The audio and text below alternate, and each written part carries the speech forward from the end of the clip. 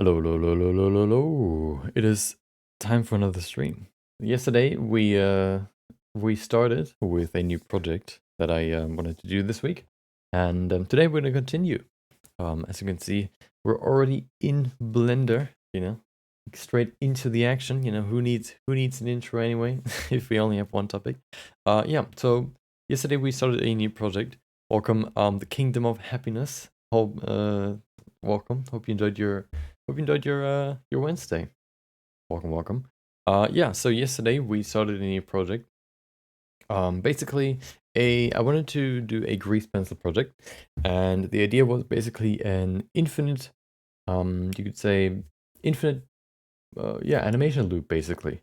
The idea was to have the camera move through different worlds and yeah, kind of move through them and through different means switch between them, and then at the end arrive at the first one again, and then start the loop again. So that is like an infinite loop.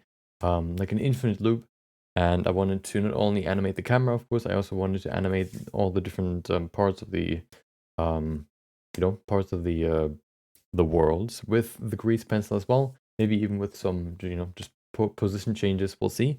But that's gonna be that's the project. Yesterday, what we've done is we began by kind of coming up with ideas about what kind of, I guess, worlds we wanted to include. So we have them right here, like cozy galaxy view. That's the first one. We're not doing all of them, but I think the overall at the end we're gonna have 6 worlds. Almost, well, 5 are almost done. And then we have one more that we need to sketch out, and then we can go straight into the next step, which is refining, adding colors and all that, so that we can yeah, get quite far today. Okay, that's the plan. As you can see here, we have different things written down, like ideas. We've done the cozy galaxy view. I mean, I guess we can just go through them. Let's do that. So we have the where is it? There it is. Nope, navigation walk. Okay. So the first world that we're going to begin with is this one. This girl sitting here in front, looking at this galaxy out of this window, and then the camera kind of pans over from here to the right, going through this door, going into the museum right here, as you can see. Looking probably in this direction so you don't see this. This is very important. Okay, very important frame right there. Kind of following it. Of course, then I'm going to be colorful images in these frames. The camera just follows this, and then it sees, hey, there's another image right there. What is that? Oh, let's inspect it. Oh no, it's another world. Let's get into it. Oh no, so many glowing. These are supposed to be like glowing. What are they? Glowing jellyfish. Kind of like a field of all of them in all directions. All around you. Kind of go through these, and then you go through the tentacles, I like to call them, of this one. Go into the next one, which is this underwater coral field. This is just the sketch. Okay, this is not what it's going to look like in the end. The rough sketch, and then we can see here we have the we have a boat. So this is basically like an underwater, underwater scene.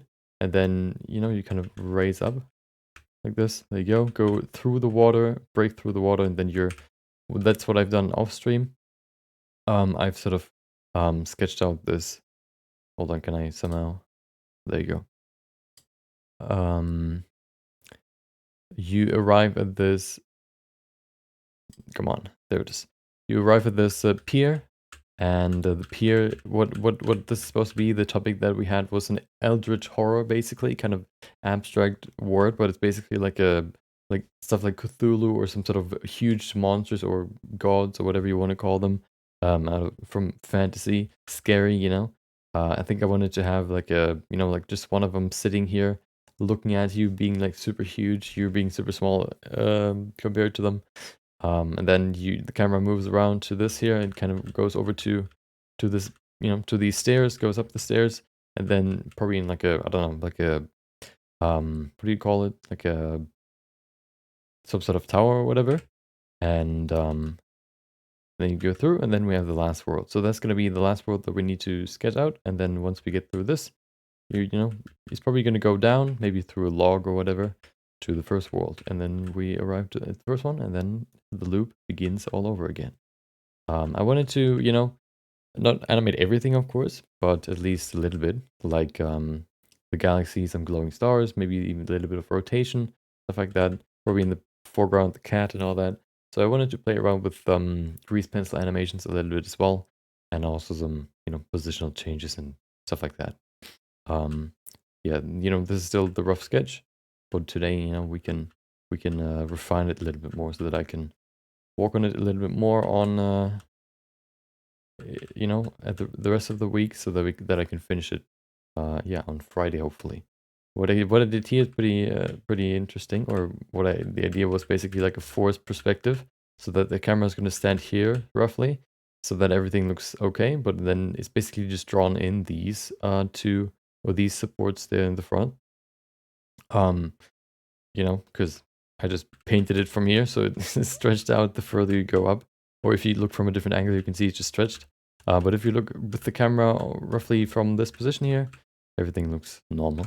And you know, that's all you need for the camera, because that's the only position that the camera's going to be in. It's not going to be somewhere over here.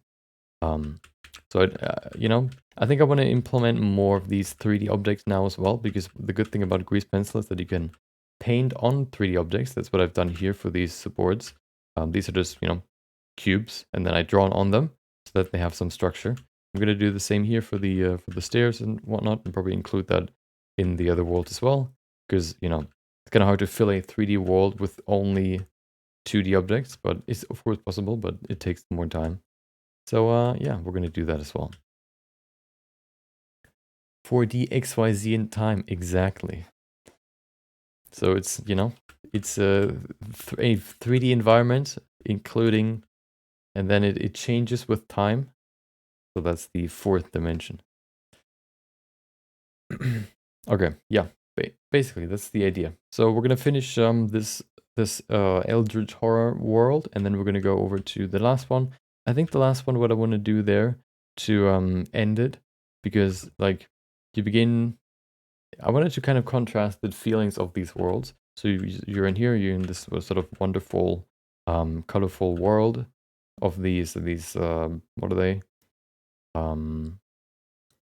Jellyfish, and then you go, of course they're going to change colors, they're all going to be different colors, and then you go to this, it's like a coral reef supposed to be. Then you have the boat up there with maybe people swimming or whatever, like a sunny day, and then you go through this, and then you have this scary world. I think what I want to end it is the, what is it, the Misty Morning Woods. Kind of sus name, but yeah, that's I think what I want to end it with, like a chill, you know, environment. I think that's going to be the best one to end it with. And then it goes back to the first one. So yeah, let's begin. So yeah, as you can see, I've started adding 3D objects now as well. The good thing is, let me go in here and go back to draw mode. The good thing about the grease pencil is you can not only draw on planes basically, but you can also draw on surfaces. So now if I, for example, go to this cube, and I only have to select it up here, so I can now say, hey, I want to draw on the origin, 3D cursor, or stroke, or surface. I use surface, so now I can draw on any surface that exists, any 3D object, basically. So I can go in here, for example, and just draw, and you can see it wraps around the surface. This way I can give, you know, simple objects like this cube here, for example, a more complex structure, and make it look more like it's, you know, fully drawn. Sometimes it glitches out, because if you do this, for example, you can see it jumps, because, you know, it attaches to the surface there, and then it attaches here, because that's what you see from this angle. But, you know, if you're kind of strategic with it, it works quite well. The only problem is the display that I haven't figured out fully yet. Because sometimes, well, the first problem is sometimes if you draw, it just nothing shows up. But then if you lift your pen, you know, what you've drawn shows up for some reason. I don't really know why. But that's one annoying thing that happens sometimes. And the other one is, there it is. See? And then it comes up. The other one is the preview of the brush stroke. Either it doesn't show up, Or what happens otherwise sometimes is that it either shows up sort of offset from the cursor or just way bigger than the cursor itself. So it's like the cursor is this big, but the brush is like this, like 10 times bigger than that. And that's like super annoying. But, you know, the way I fixed it so far is just by moving my camera. That usually fixes it quite well. You know, hopefully there's a better way to fix it, but right now that's the best I got. There you go. So we have the basic structure. I like to give it some contours. I thought about, I think, so the first idea that I had was basically just to replace these black stripes or strokes, but I think I kind of want to keep them. They don't have to stay black. We can always change the color of them. So I think that's what I'm going to do. Just change the color of them from like a black to a color that fits better into the scene. So if we have like these orange jellyfish, for example, probably makes more sense to make them like a nice orange color as well, which may be a little bit darker still, so we can see the difference between the stroke and the fill color, but it's not that that extreme. Okay, let's get in here and add some wood structure. I basically just go in here and add some wavy lines. It's not gonna, you know, it's not that crazy, it's not that great, but it works quite well. It doesn't have to be like insanely detailed or whatever. So I'm just kind of doing what looks somewhat like what I'm looking for, and you know, just like a few seconds that you can see it. And there's probably gonna be some water splashing or whatever anyway, so that you don't really see a whole lot of detail anyway, or you don't look at it necessarily. See how it kind of moves around now? That's the most annoying part. When it just offset from the brush itself. That's the worst. Because it's hard to then sort of predict what it actually looks like in the end.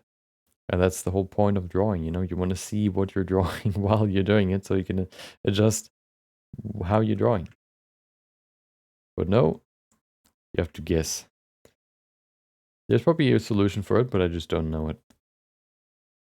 What's your surface settings? When I draw on surface, the distance always varies. Do you try to always keep the same distance from the object on which you're drawing on? I use surface and then an offset of 0.002. That is probably very dependent on your scene. You can also use here view, for example. I don't know if view changes the way that it puts it on the surface. I don't think so.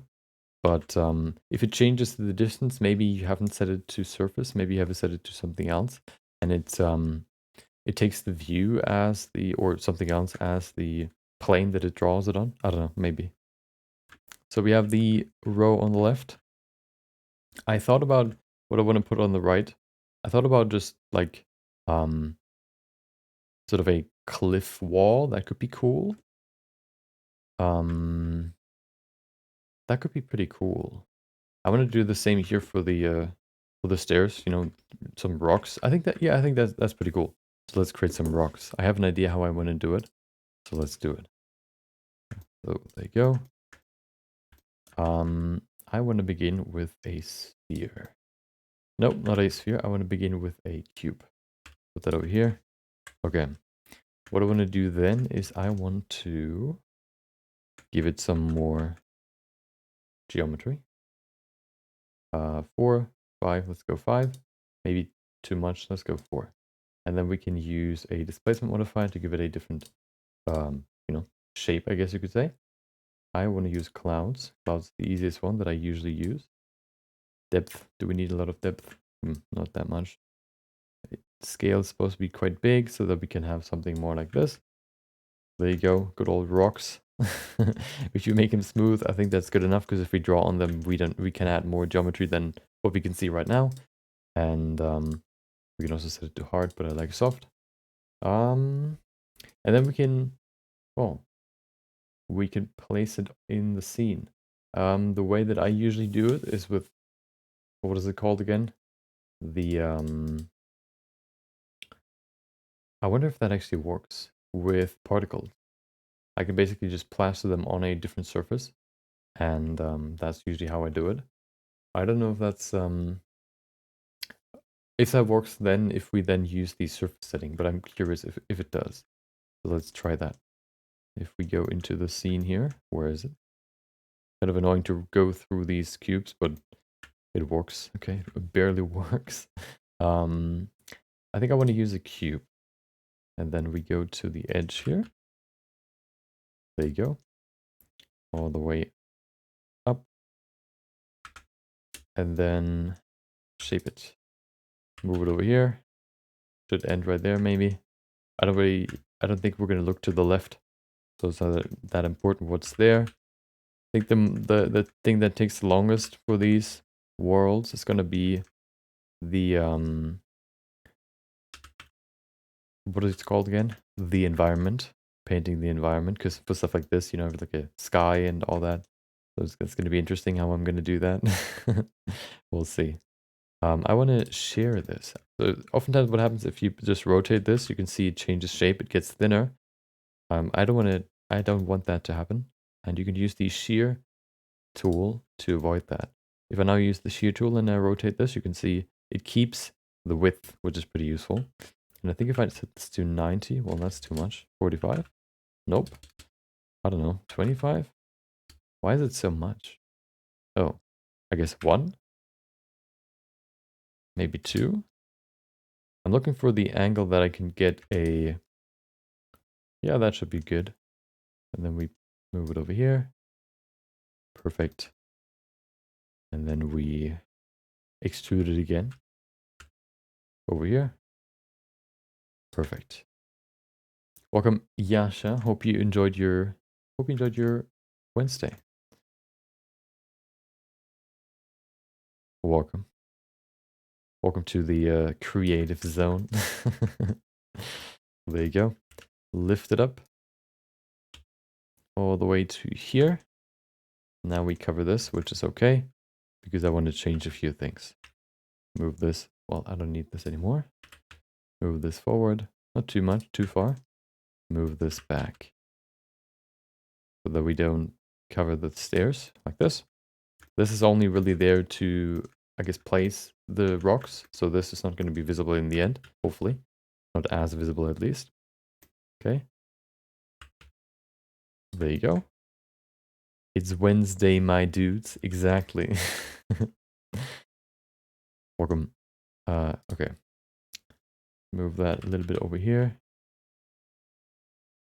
And then let's try it.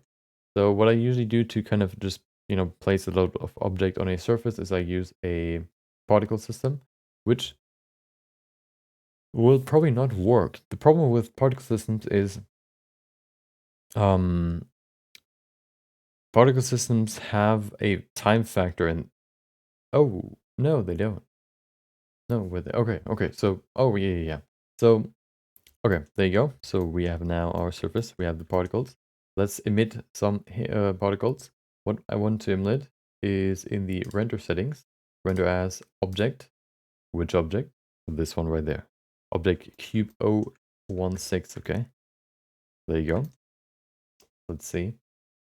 Why do I not see any? I think we need to bring back the time. That's the time. Set it to 0. Oh. There you go. Yeah, the grease pencil is set up so that it takes the time into account because of animations and stuff like that. Now I need to figure out why it doesn't show any particles on this. Is it too big? I mean, too small? No, there's one. There it is. Why is there only one? Emission says... Oh, of course. It is set up so that it emits 1000 particles over the time of 200 frames. But if I set it to 1, all of them will spawn at the same time. There you go. So now we have all of them visible at frame 1. The thing that I want to do now is I want to change the not force field settings, field weights, gravity off, so that if I hit play now, you can see, oh, well, there's no gravity affecting it, but there's one more change that we need to do, which is in velocity. The normal velocity to 0, so that they don't have an inherent velocity once the animation starts. And that should keep them in place, and there you go. Now we have particles that we can use as, yeah, we can basically now just place these rocks on the surface to create this rock wall.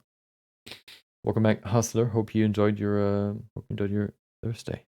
As you can see, we're a little bit further than yesterday. I worked a little bit off stream, and now we're working on the Eldritch Horror scene. Okay. Let me change this real quick. Move that over there. That'll look better. And then I want to change the scale. Okay, we can see they all look the same. Now we can change the scale randomness so they all have a different scale. Or, you know, they vary in scale. And then we can also change the rotation. How about we change the rotation as well, randomize it. Which one was it again? Oh, do I need to change this one? So I don't know exactly which one changes the rotation. Nope. There's one that, oh, maybe it's the same. No. Angular velocity? No. Global? Nope. I don't know. One of them rotated the object.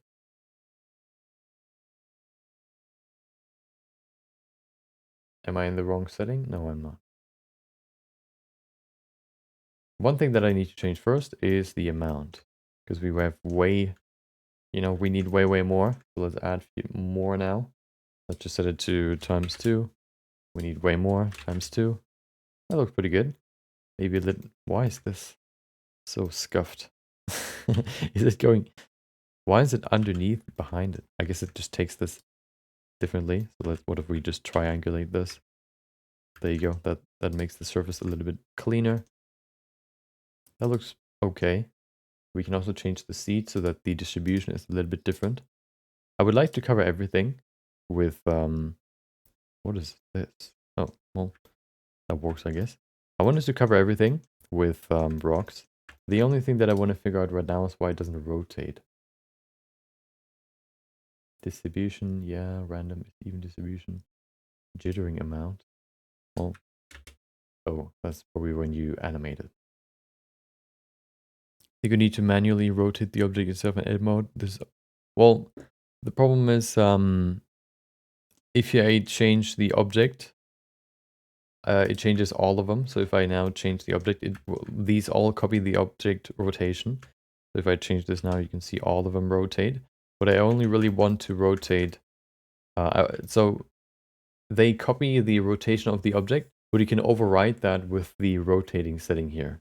Now I just need to figure out which of these rotating settings actually work.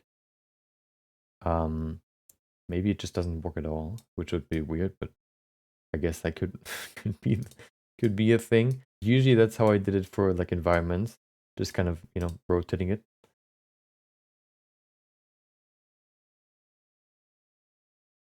So that they, you know, that they have different rotations so it looks a little bit more natural than all of them having the same. Nope. Global. Do I need to apply something? Let's just apply everything. Let's see if that works. Or does it have a rotation? No. Let's just apply, wait. Everything's applied except for the location. Well, okay. Let's, where is it? There it is. Let's just go through all of them. And if nothing works, then I guess we just leave it like that and vary it through the grease pencil. Dead. Nope. Well. Object. Nope. I think I usually just change the, I just increase randomization, but for some reason it doesn't work here. I wonder why. Dynamic? Nope. Okay, well, I guess that doesn't work. Okay, well, then we'll just leave it like this.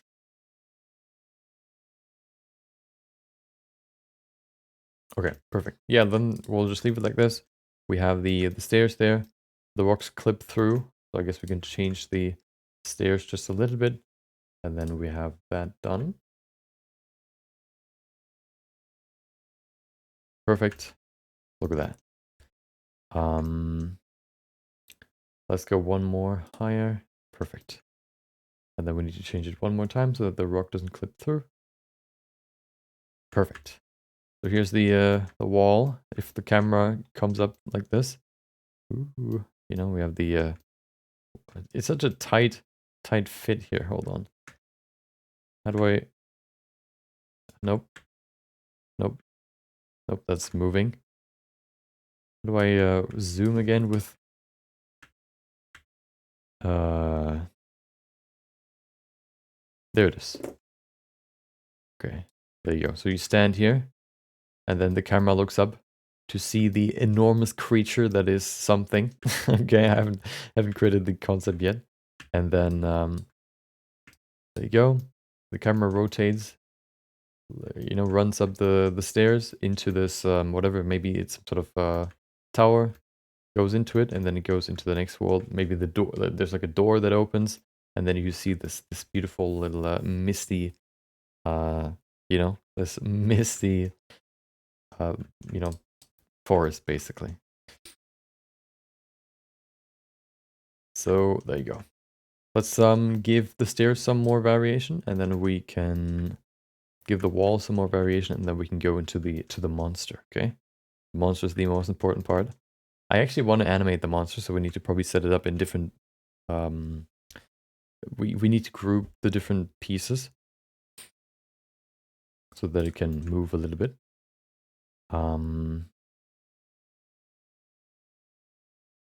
There's something. Oh yeah, okay.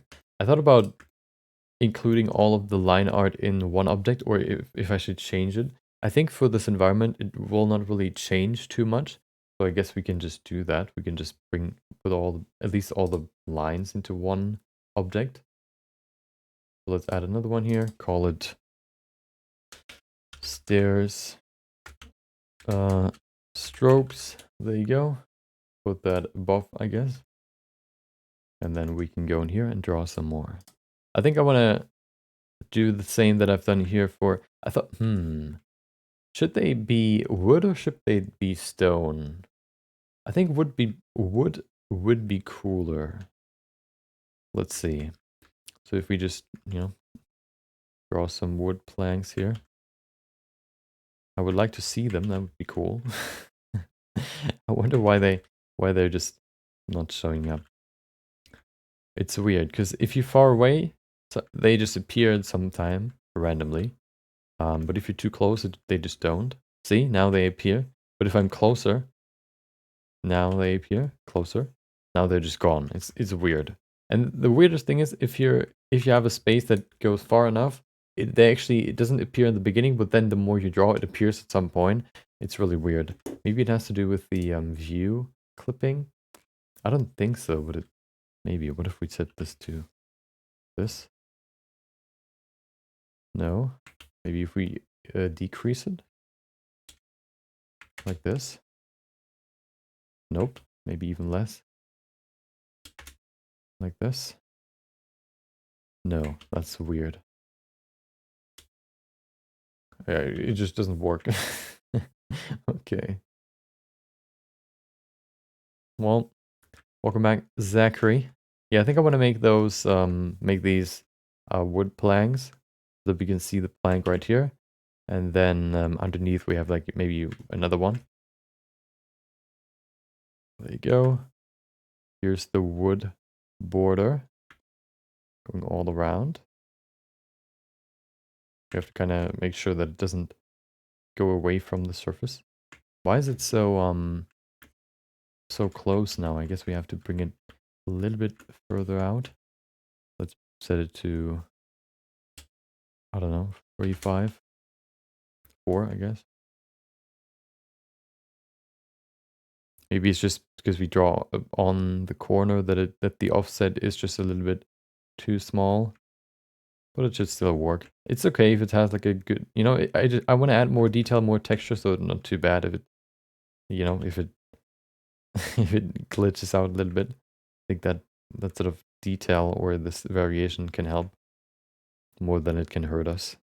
Okay, it only makes us stronger. There you go. We have this board right there. We can maybe even add a little bit of shadow underneath. I'm going to show you how I did that, for example, for these boards here. for these planks. See, now we can see it again. It's super weird. The stroke. Okay. Actually, I'm gonna do it from up here.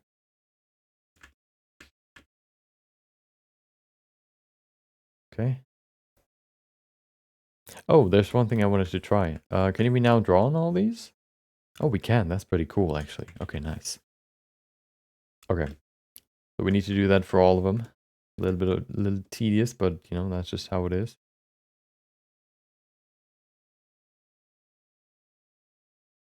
Oh. Yo, maybe we can do all the edges first. It doesn't have to be perfectly straight because it's you know, sort of old wood. So it can be a little bit broken down, you know, old, wet. There you go. Makes it look a little bit more natural.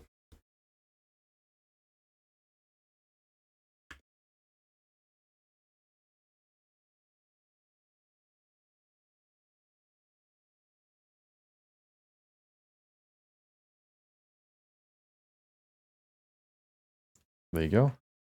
And the last, no, it's not the last one yet. There are way more. How many more do we have? Well, okay. But I like this sort of technique of adding these very simple 3D objects and then refining them with the grease pencil. Makes it really fun to just, you know, do it. Because you don't really have to care about geometry. You don't really have to care about how you need to model it. You can just draw on top of it. You can draw the details on top of it. If you don't need like perfect or, you know, everything in geometry form, I think that's a good alternative to do it. You know, like a concept, for example, or stuff like this. Where it's not really about um, the model, but it's more about the look that you can achieve with whatever means or whatever you're using. I saw some pretty cool cool things that people have done with the grease pencil. I looked at some you know, some cool videos. I think there's even a like an animated short or an animation by Blender itself when they released the grease pencil, I think. Animated movie.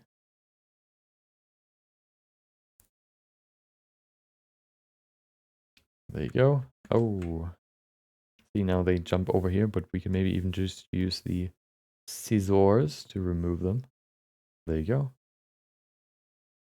You would switch back to X to Z instead of view. Is there a difference? I know these things in theory, but not experienced. Do you mean here? X to Z? So these basically refer back to the local axis of the object.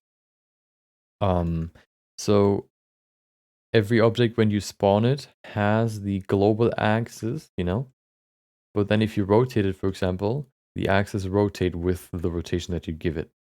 And if you then switch it to front, for example, it draws on the local X and Z plane, basically.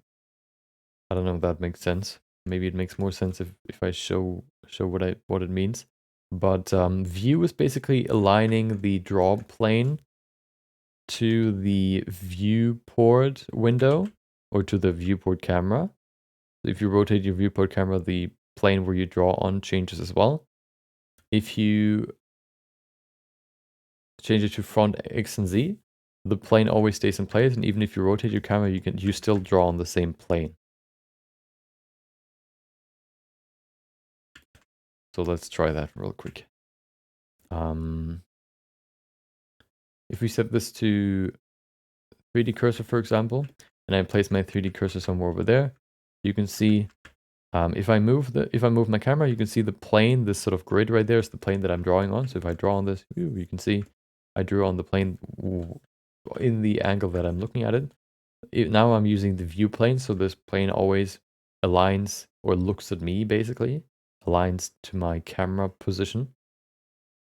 But if I switch that to X and Z, it takes the object's rotation into account, And now I can draw on a plane that is located on the X and Z axis. So the X axis is this one, and the Z axis is this one. And you can see, even if I rotate the camera, I always draw on this plane. That's the difference between determining, you know, front, side, or top, or setting it to view, basically.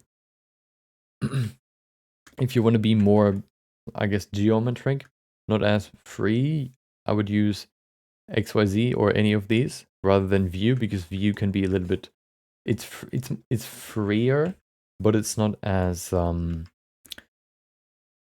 guess reliable, you could say.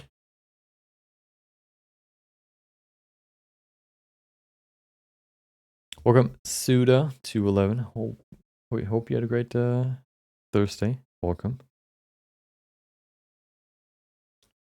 Don't forget to save. True. Thank you. Why don't you make some NFT project? Because I haven't looked into it too much, and I focus more on improving right now than selling my stuff.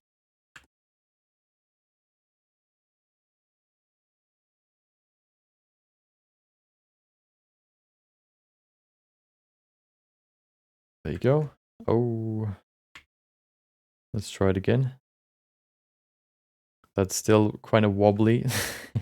I have an idea. What happens if I go to sculpt mode now? It takes the view into account. We can't set it to the surface now. But in sculpt mode, we can, for example, just...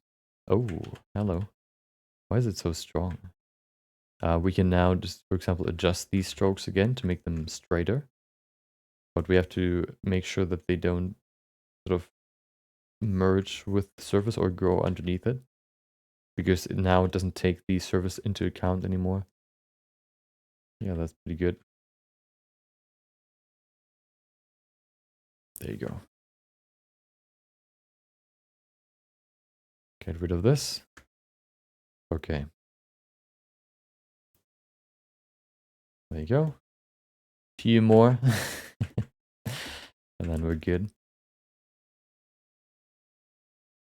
I want to change it up a little bit. Maybe that'll make it quicker. I'll just go do this left side first and then maybe, you know, and then do each step rather than doing all steps for one stair step, I guess.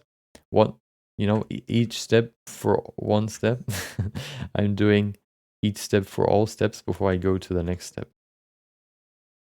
To switch it up a little bit, you know. Defeat the boredom, defeat the monotony. There you go. Yeah, so I think I'm gonna just change the line. I'm gonna keep the line art. I think what I'm gonna do is I'm gonna switch it to a color, to the color that is surrounding it, so that it's not as jarring, the contrast, and I don't have to start from scratch, basically. I think the line art is useful, but it's too dominant if I leave it on black. So I'm probably gonna, for the galaxy, for example, switch it to a nice purple or dark purple or blue, and then add some more color in between. For this here, for example, I can probably put it maybe to a, maybe this can even stay black, because this is supposed to be like quite a creepy and scary scene, so a more jarring color could work here quite well.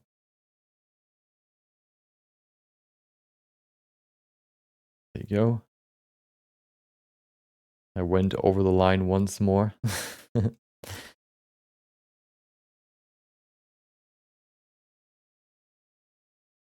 I'm actually excited for colors, because that is when the when it gets fun. Adding colors always is way better, especially then, because then the world really comes to life. Right now, just having this gray color and then these white or black lines don't really look that cool, you know. And once we have color in the scene, everything will look way better. And it's also more fun, you know, to work with colors rather than just black lines. And then we have the bottom line, and then we have the board edge as well.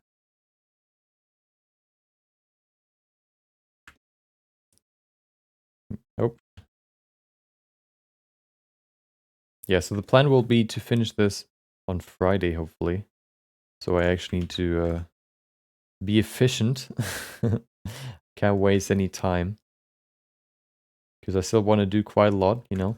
I don't think the camera movement will take that long. I think I'm going to do that in the end. What is going to take longer is animating everything and, you know, adding everything first. Which is probably not going to be done at the end of this, at the end of today. But we'll see how much we can do. There you go. We'll see.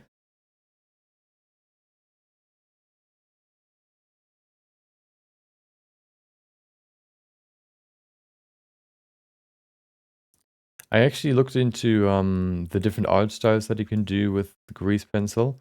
It doesn't seem like you can do that much. Like, you can't really like expect, I guess, like a Photoshop-like brush selection. You have different brushes here, like pen. You have these like airbrush, draw ink, and stuff like that. But you don't really have like structured the brushes, for example, that could give you like a look of like a brush stroke, like a full-on brush stroke with jagged edges, basically. But maybe you can, maybe there's a way to do that. I just don't know of it, maybe. But right now, I don't know. I don't see. I saw one video doing something similar, but I don't know if that was really about what I mean here. There you go. Okay. So we have the, you know, the wood now. Now it comes down to details. Let's add the wood sort of structure first, and then we can go into the shading. And that should be it for the line art. Yeah, as I said before, I just do some weird lines here to give it some sort of structure. I'm not necessarily looking for the most beautiful wood structure, okay?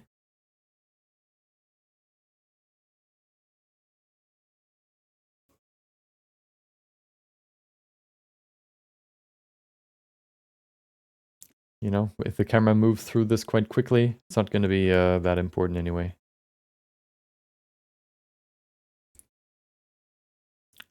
Nobody's going to say, hey, have you seen this sick animation with this great, well-drawn wood structure? Yeah, exactly. Everything else was bad, but that work structure, dude, that was amazing. You know? So why would you focus on it so much?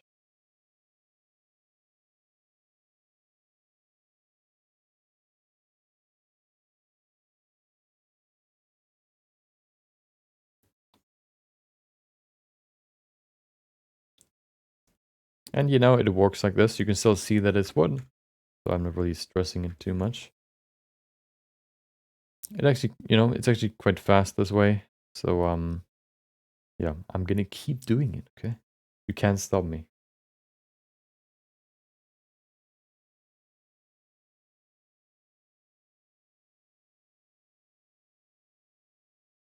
At the end, if we could also just remove the wood, or no, the 3D object.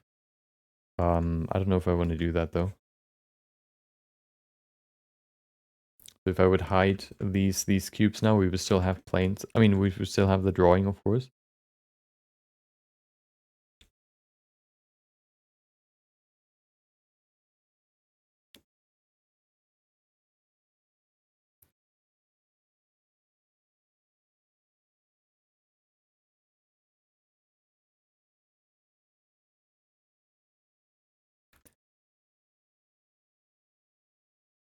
Always great having to draw 7 million woods, wood, you know, 7 million wood lines just to make it look like wood. But, you know, that's the path that I chose.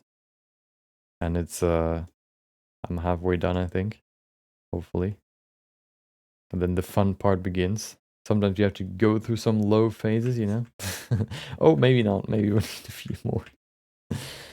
Well, the only way to get to the end is to continue.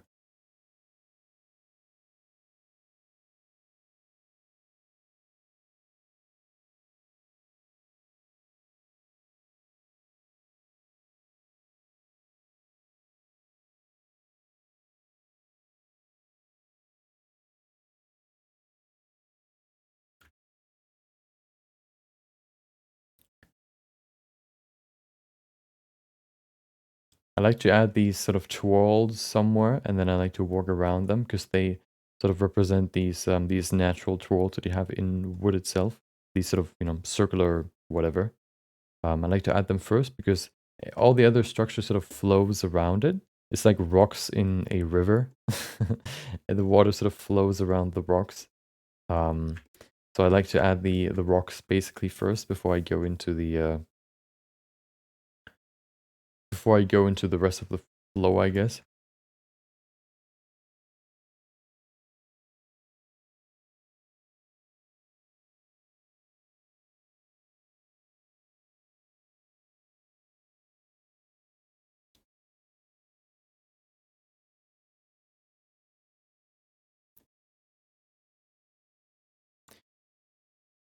Yeah, you know, I'm just kind of drawing without seeing the line. I think for this it works quite well. If I wanted to draw some more specific lines, that would be super annoying, and I would probably have to fix it, or find a solution before I could really do that. You know, do some more precise drawings. But for stuff like this wood structure, you really need perfect precision, so you can just kind of work with work without seeing what you're doing. Because it's quite freestyle, you know? Like throwing a little bit of paint on a canvas. Dude, I've seen this video on YouTube Shorts that was super weird. It was like this, oh, it was, the caption was, my dog will pass away in a few days or in a week or whatever. And so I did this trend with her, and it was basically just, they put a whole lot of paint on a piece of paper, and then they put they put, what is it, peanut butter on top of it, so that when the dog sees it and licks off the peanut butter, it sort of smears around the paint so that, you know, you get some sort of image basically. But I mean, you know, you know, what I thought about is like, isn't paint, you know, poisonous? Wouldn't you like kill your dog even earlier then? But then, you know, I guess at that point, maybe, you know, whether it's I don't know, a week or a few days doesn't really make a big difference. But still, you know, eh, there's probably some paint that is okay, maybe to eat, basically, you know, because the dog licks off the peanut butter, and you can't tell me that it's not gonna lick up the paint as well. Um, Maybe paint isn't as poisonous as I always thought. I've seen some other, another, you know, video or image before where like an old man, um, ate like a whole bucket of paint because he thought it was it was yogurt. I don't know. Maybe it's just, maybe it's not as poisonous as I thought. But it was kind of weird to see that, you know, like, oh, my dog is gone in a week. Let's poison him one last time, basically. Kind of weird. Paint for children? Yeah, maybe, probably. But it was still kind of weird.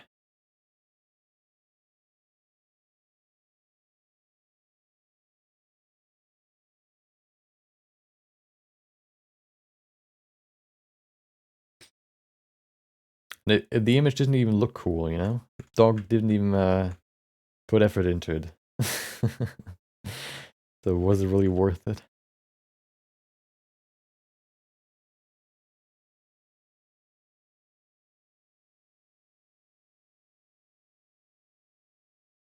Okay. A few more steps to go. Now we're halfway through. Yeah, normal paint. Yeah, I can't imagine that how it smells, that it isn't poisonous, you know? I can't imagine that it isn't.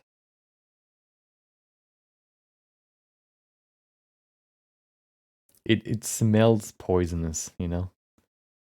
Smells like something you shouldn't eat or drink or whatever. Shouldn't put into your body. Yeah, he had it. The image is also pretty funny, you know, this old man just with this flap of paint hanging out of his mouth. looking very confused.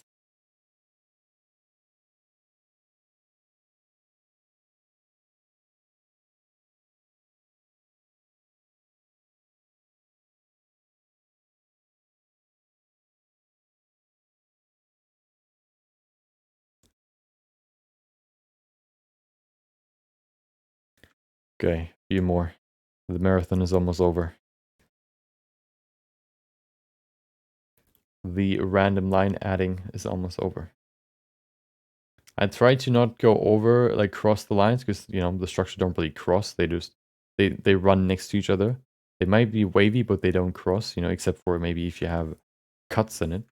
But naturally they don't cross. Looks like you got lipstick. Yeah, exactly. Hold on. There you go. There it is.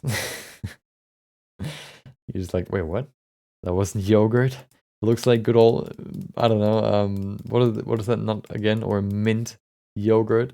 Maybe it tasted a little bit different, but who can tell these days? You know. Do you have lipstick on? Do you mean the grandpa? I guess had some.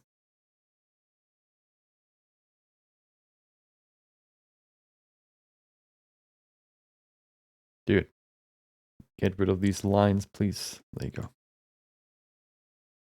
Why is it so hard? Nope.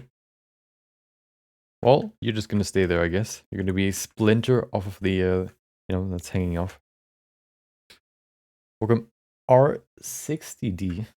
Hope you enjoyed your Thursday. Wednesday, not Thursday, okay. Still can't remember what day it is.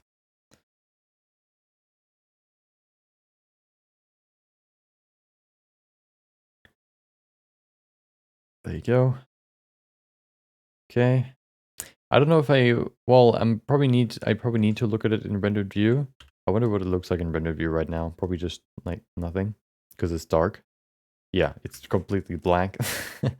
So I need to figure out how I'm going to solve that problem.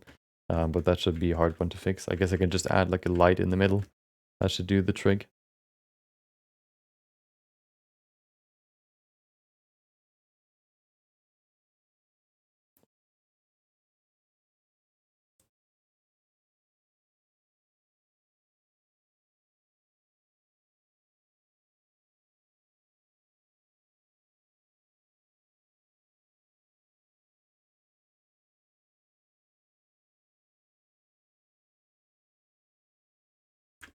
There you go.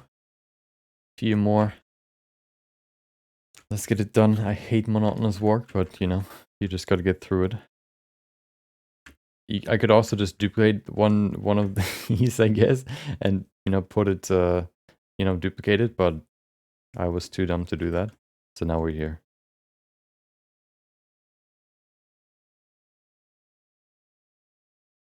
Now I'm wasting my time drawing 7 million lines.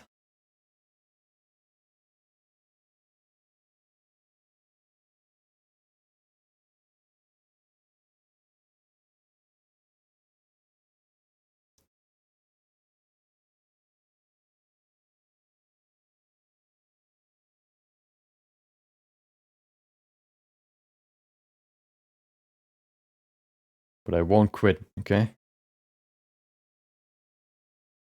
Look at that. Isn't that great? It looks pretty cool, actually. I need to use the the grease pencil more. Grease pen? Grease pencil? Grease pencil. I wonder why it's called grease pencil. Is it really greasy? Looks like it's dripping down when you draw it. Just like a, 3D pencil.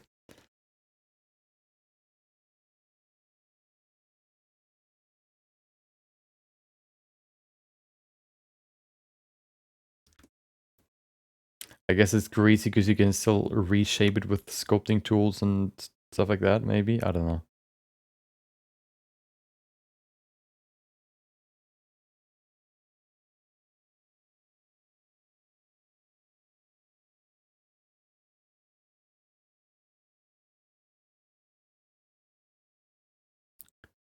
Okay, few more, and then we're done with this. Then we can go to the fun part, creating the monster. I think I want to make it so that the monster sort of looks down to the pier where the camera comes up. So that if the camera looks up, I want to separate the head from the. Probably I want to make it so that there's like a hand that looks like this. That's one separate object. Then we have the head as a separate object, and then we have the body that I can bring the head closer and closer to the camera, the hand closer and closer to the camera, and it looks like it's trying to grab you, and then the camera, turns around or turns to the right and tries to get into this tower. I think that's the idea.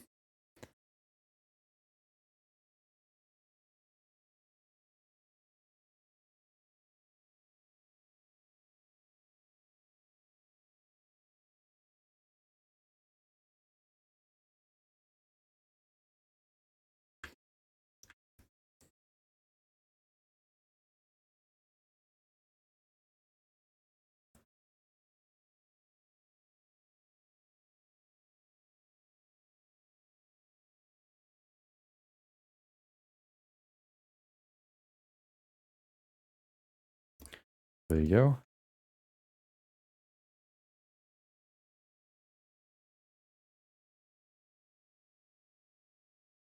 Only a few more left. It's probably going to be something like, not Cthulhu, but you know what? Maybe. I haven't decided yet. Could also be more ominous, more abstract.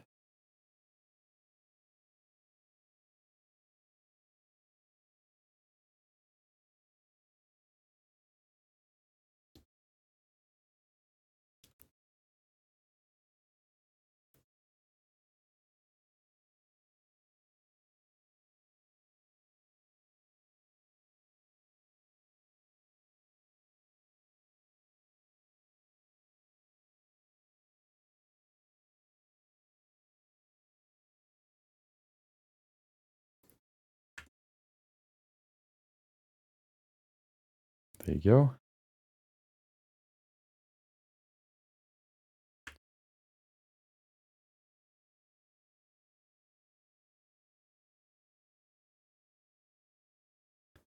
Oh, so I've actually I've posted the finished Chun-Li figurine on Instagram. You can, I guess, compare it to to the screen in the background when it comes to the height. But I think I haven't really shown it in like its full form. I wanted to post an image. I wanted to include an image with like a banana next to it, so you can have like something for scale, next to it. I thought, the screen should be good enough. But I can show it to you in just a second. The final result. Of course, well, the colors aren't there yet. I still need to figure out how I want to do that. I haven't really looked into too much. I haven't seen a video before where it got suggested to me how I could paint it. I think I'm just gonna do, I'm just gonna do it with paint brushes and stuff like that. I don't even think I need to fully, um, I don't think I need to fully sort of smooth it, hopefully. Hopefully the paint just sticks on top of it. Big thigh lady, exactly.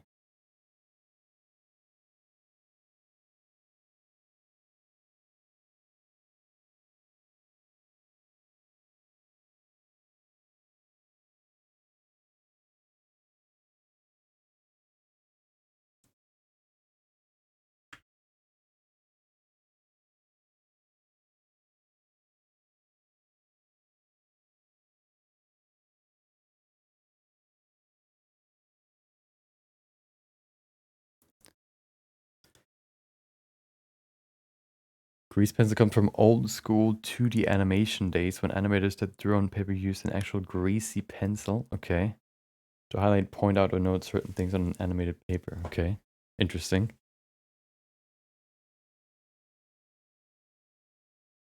Yeah. So, yeah, it's technically wrong, but I guess it makes somewhat sense.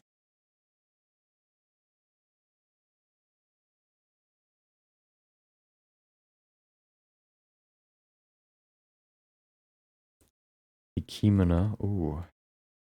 You want to model a kimono? Okay. How do you want to do that?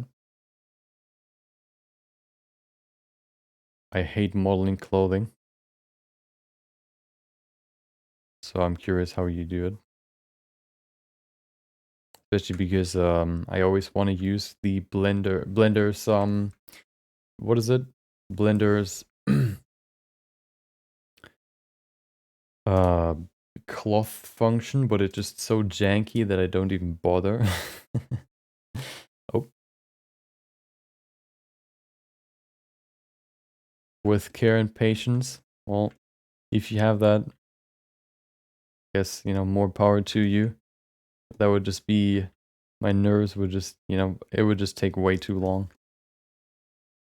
Stuff like the, like Jinx's outfit as well, but especially the jacket of Vi that I modeled. I think that was okay because it was somewhat hard, like a hard material. So it didn't deform as much, but if you have like a kimono, for example, with a lot of folds and stuff like that, I think that requires a lot of attention to detail to get right. And doing that manually, oh no. Learning how to 2D animate with Grease Pencil, yeah, it's actually quite a lot of fun. We're gonna get into that. I don't know if we get into it today. Today is probably gonna be more about colors, but I'm gonna get into it tomorrow. Animating. Hopefully, you know, we'll see how quickly I can get through this. But yeah, it's really fun, especially with like the onion skin and stuff like that. And the ease of modifiers that you can just loop animations as well makes it way quicker.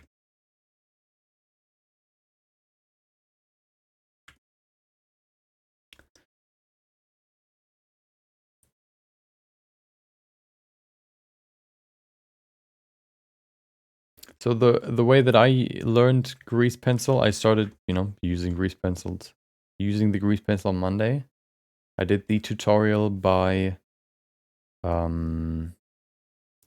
dude, I forgot the name. Hold on. I need to pull it up.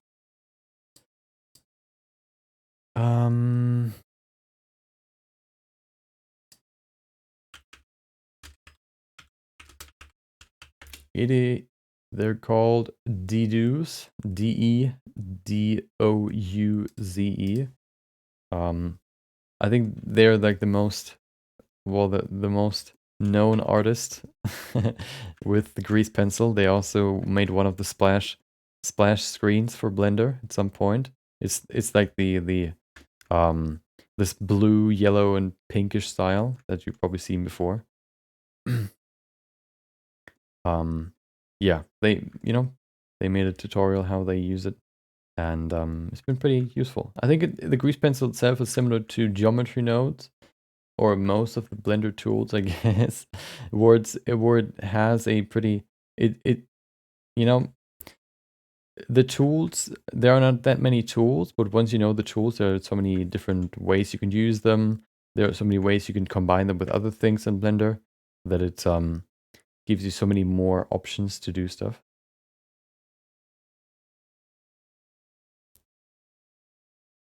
There you go. Here we have the steps. Let's add some shading to it, and then we can go to the next part. Let's grab the draw block. Let me show you how I use it. I basically just go in here, make it quite big, and then you can see what it does. It creates these marker stripes, which have quite a low, I guess, what is it? Low opacity, but it's great for stuff like shading, because you can go over it over and over and over again and create this nice shading. For example, here underneath this board to make it look like it actually has some depth. Look at that.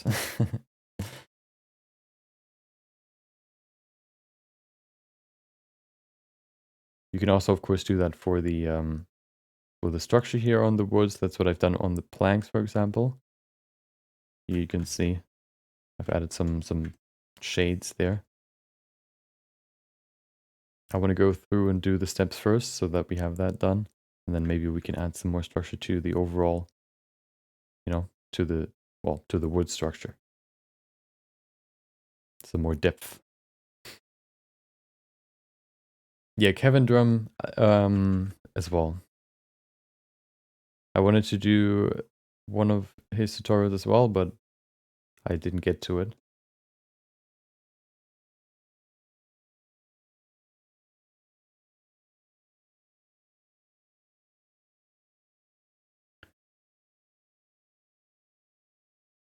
Team Miracles, never heard of it.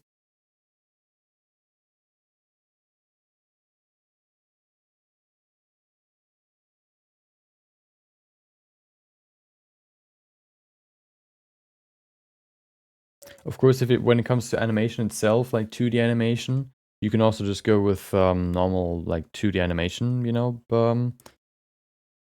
channels that, the teachings are the same, like how you can show, I guess, gravity, or how you can show very fast movement with animations, stuff like that.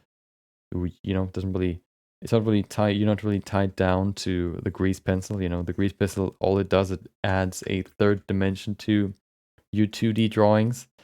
So it's not like you need to do it in, you need to only look at grease pencil tutorials. That's the good part about it. See how much more that adds to the stairs. Compare the first few to the last one. Look how much flatter that looks. It's a little bit, but it still helps. Colors can also help, of course.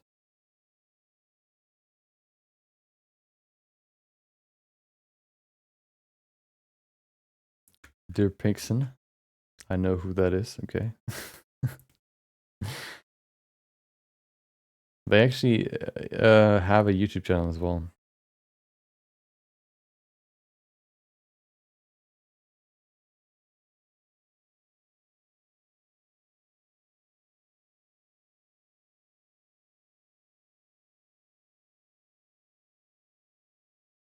Same with what is the other one that gets recommended to me the whole time? Like that animator on YouTube and Twitter or whatever, that uploads a animation every day. Some quite, quite spicy. I don't remember the name though. Let's see. Let's see if when I open YouTube, if I get one recommended to me. Usually it's the next one, or the first one or the last one that they uploaded. I think I've seen the last one already. I don't remember any titles, otherwise I could look it up.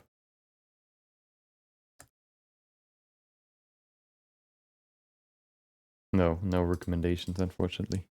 Yeah, Teleport, there you go. Yeah, that's I thought about maybe doing a quick project to practice grease pencil, or just kind of do some more drawing again. Trying to do like a teleport style animation. Maybe we'll do that at some point. Maybe even just, limiting it to one day. Although then I probably need to do it over the weekend, because, 3 hours is not really that much. For something I haven't done for a while, or not really at all.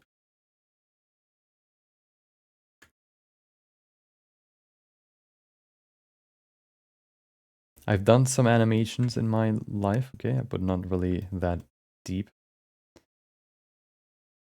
Okay, there you go. We have some stairs. Do I want to do something with this? We could add some shading here too, but I don't know if it really adds much. What if I increase the strength? What we could do here is we could maybe add just some, that looks weird. I don't know what I want to do with this.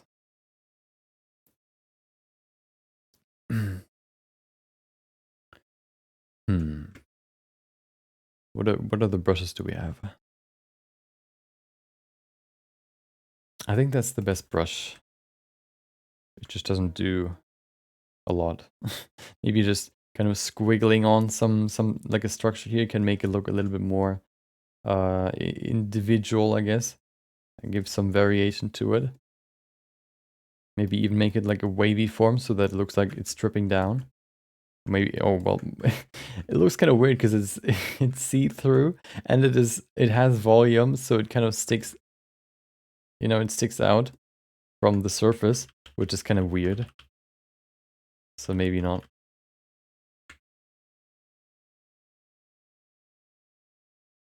Yeah, I'll just leave it like this for now. Okay.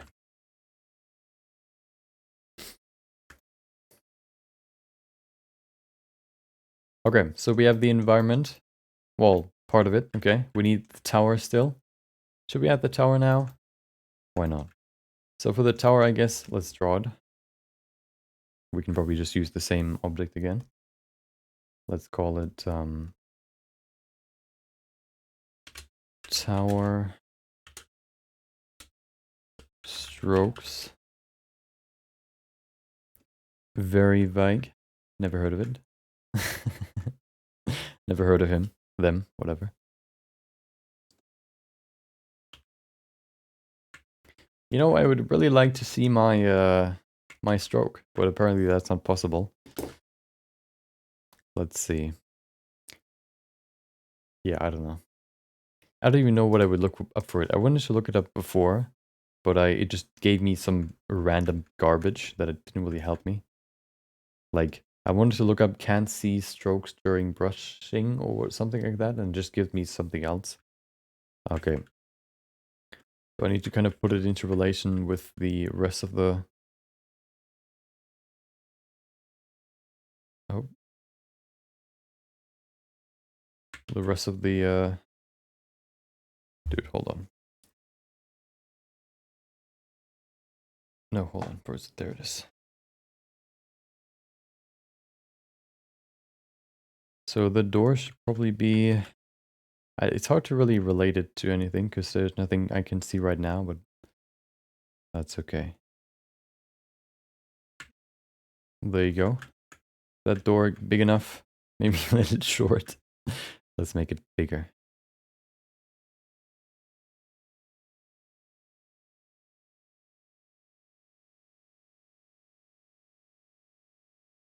Okay. That looks better. Maybe a little bit more. Perfect. Okay. Let's add... Oh, I wanted to... Oh, first of all, we need to add the next cube. And then I probably add a door individually. So I'm going to add the door later. So let's grab this Boolean cube. Put it over here.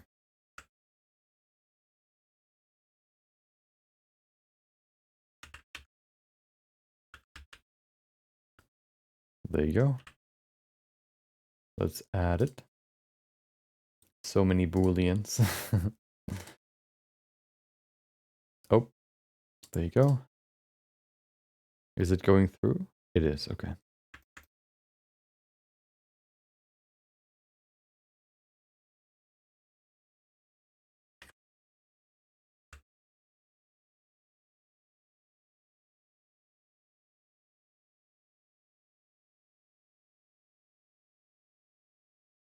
Okay. A little bit higher.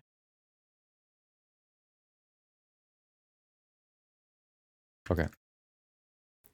Didn't know that there's a set date for when he uploads new animations. Or they. There you go. Okay. Let's add the tower. So we have quite a lot of room above it. The problem is, I don't know if we have enough room to create a tower that is big enough in relation, although, yeah, I think we do. The good part about the grease pencil is I can also just, you know, always look from this position and create the tower. And that sort of immediately makes it look right from the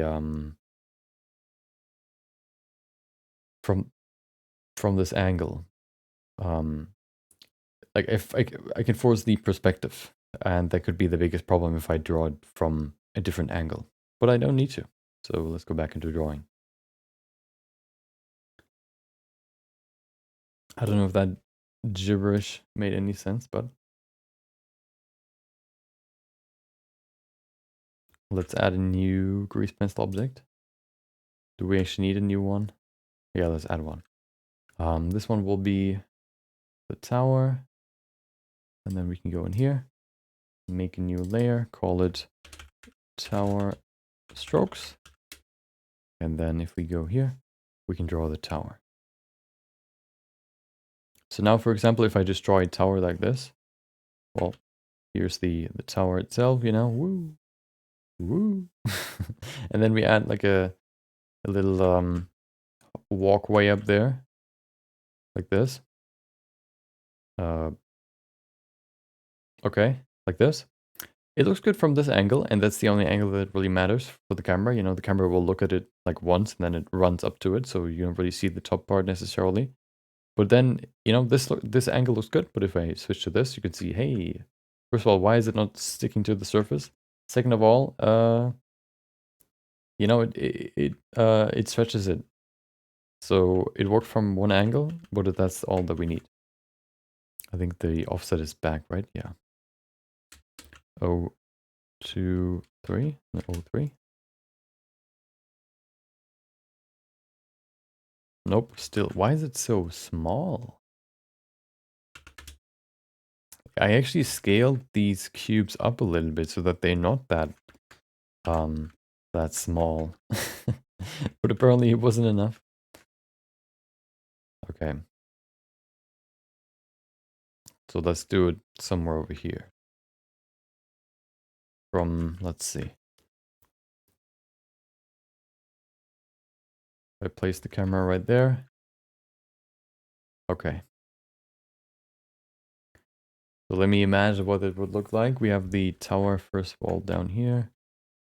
Going up. Woo. Let's make it bigger. The outline.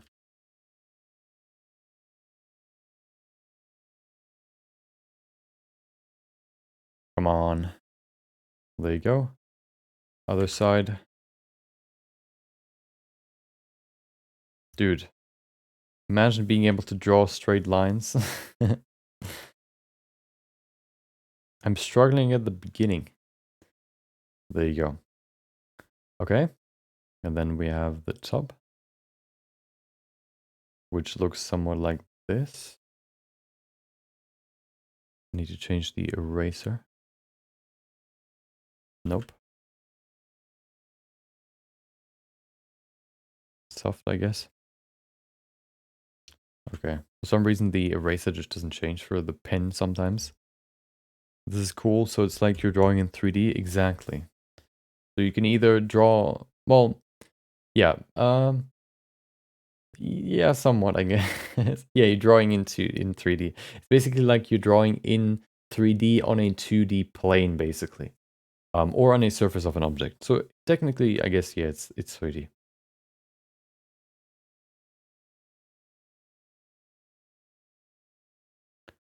Let's see if we can get this.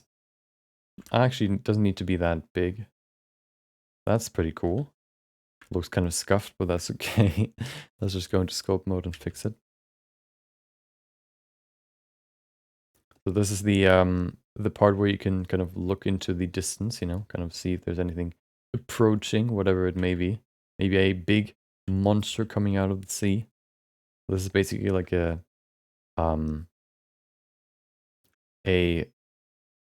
what is it called again? A light tower, whatever. So we have the top part here as well. There you go. We have the cap up top, which looks somewhat like this. Ooh. Perfect.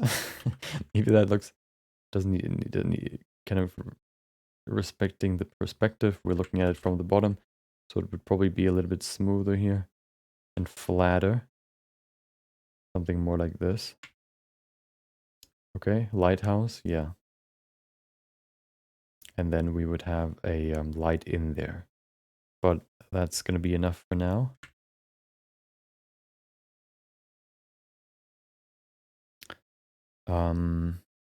We have a little protection there. Perfect. Problem is the closer it gets to the camera, the bigger the lines get. That's one problem, but you know, not a big deal. I just draw them. There you go.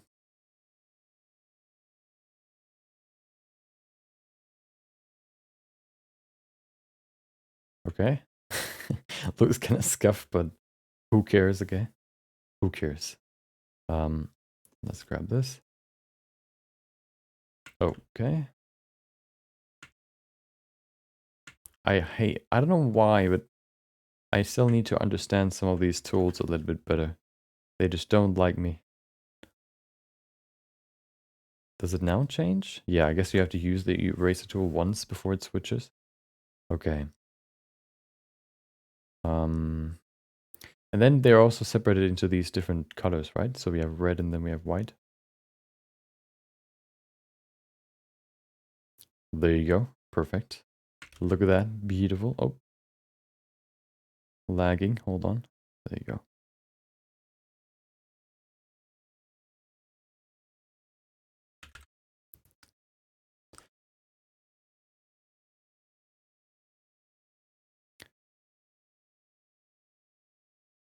Thank you for the subscription on YouTube. Warren King. I think I still have the alert set to the old to the old streaming channel. I need to change that at some point. Probably this weekend, hopefully I can do that. Because doesn't really make sense, you know, to have them there still. Okay.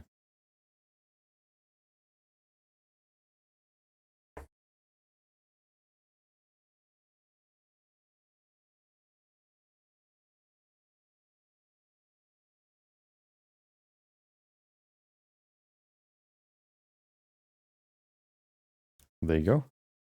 What's your most interesting new feature in the new Blender release? Wasn't this Blender release more about performance increase? So there isn't really that much new stuff in this version.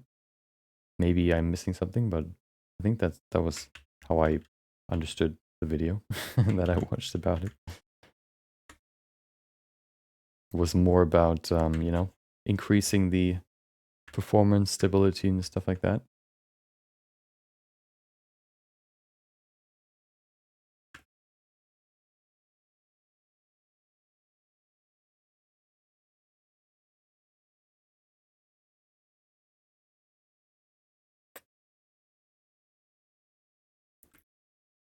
Do you feel like performance increase? I don't think I've really used a lot of you know, a lot of things yet. I haven't really utilized the things that have been increased, which performance has been increased, you know, so I'm not gonna feel it as much. Okay, maybe I need to adjust this perspective a little bit with where I'm gonna place the camera, but you know, I'll leave it there for now. Welcome, Harsh. Hello. Hope you enjoyed your Thursday. Well, so the problem is, from what I've read, they're not going to include all the sculpting changes in one chain. Well, they said they're going to introduce all the new sculpting features and sculpting changes with the new releases. So it's not going to be like it's they're not going to like make one version where all the changes are going to be in. It's like, hey, you know, now the dynamic topology is going to be faster, and then hey, the next update 3.1.5 or whatever, it's going to be I don't know, what is it? You can now you have more what is it?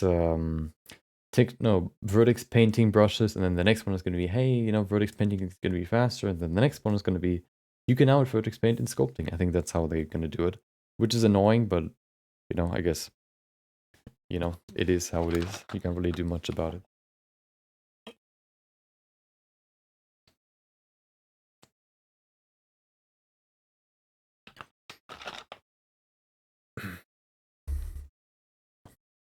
Okay, so we have the pier, we have the exit, we have the tower for the exit.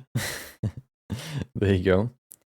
The next step is to go to the monster. So let's create the monster.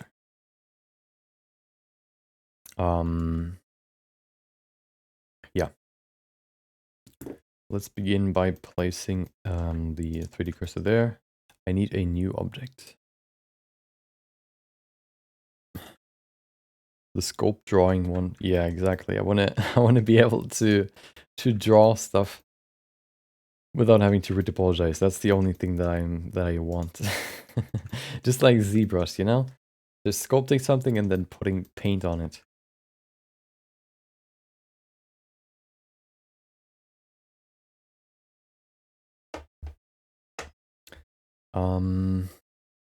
Another thing they need to introduce, I don't know if it's possible, but basically like a better performing subdivision that only basically is a placeholder for Vertex Painting.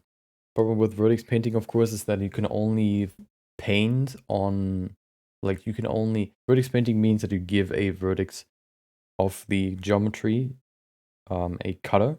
So you can say, hey, this vertex is going to be green, this one's going to be red. And if they are next to each other, there's like a gradient between them. You know, what would be really cool is if you could basically increase the resolution of your geometry only for dynamic, not what, for what is it called again? Vertex painting. So you can say, hey, increase vertex painting resolution, and then it basically splits your geometry into a higher resolution. It basically subdivides it, but it only does that for the vertex paint, you know, so that you don't actually have more geometry, but you can add more detail with vertex painting. I don't know if that's possible, but it would be cool. It's a wish, okay? Okay, I'll see you later, Marco. Hope you enjoyed your stay here. Hope you enjoy the rest of your day. Or hope you enjoy your sleep, I guess. Your night. So subdivision place on top that only applies to the texture.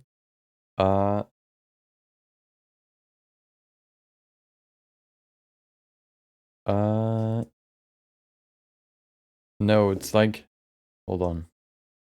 So basically, if you have a new object here, this cube, you know, what you can do with this cube is if you now add a vertex color layer and you go into vertex painting, you can only change the color of, hello, can I please select color? There you go.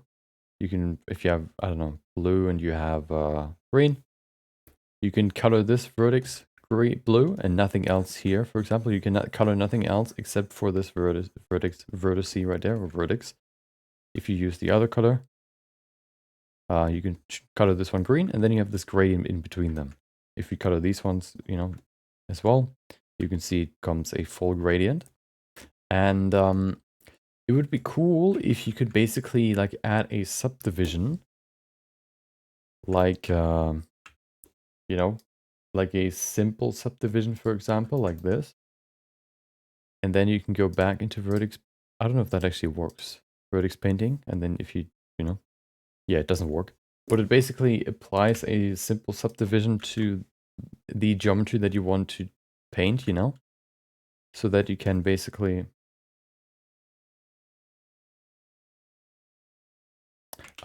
have more resolution for your vertex painting. But it doesn't actually apply the geometry. It only really creates like a cache. It calculates like more geometry or a subdivision so that you can add more detail to your object without actually increasing the resolution. Again, I don't know if that's possible, but it would be cool. Because then because then you could even give quite low res models, you know, fairly high res texture painting or, you know, vertex painting, that would be cool, but, you know, who knows if that's possible.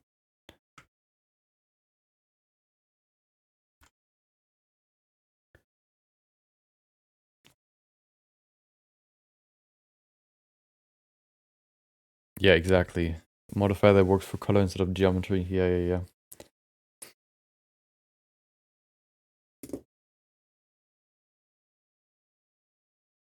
Okay.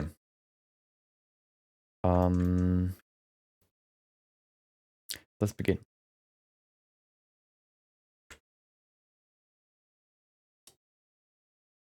What do we need? I have an idea. I thought about adding, like, the face of the huge monster could be Suzanne with like super hyper red glowing eyes. I don't know if that makes sense though. So it's very Eldritch. You know, I saw this. There you go. That could be the monster's face. You know, I don't know if that makes. I don't know if that works though.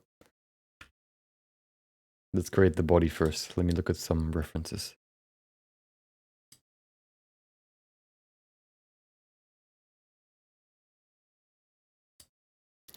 Eldritch, what is it? Horror.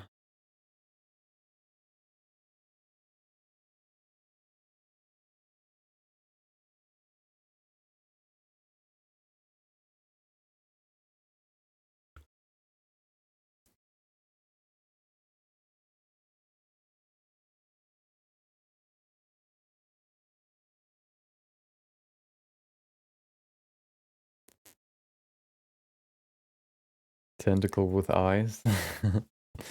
Let's create the body first. I have an idea for the body. Let's begin with the let's begin with the sketch. I want to begin, oh, not scope mode, draw mode. I want to use the side view, right? Nope. 3D cursor, front. There you go. Okay. Do I actually need? I don't need the cube. That would make it easier if we hide that. Hide this. That looks, no, maybe not. Maybe not. I'll probably also replace the boat with a 3D model and then draw on it again.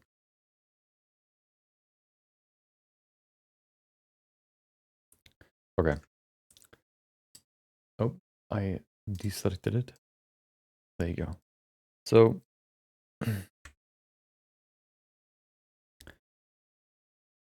by the way, where's my anchor for this world? I want to use that and anchor my camera.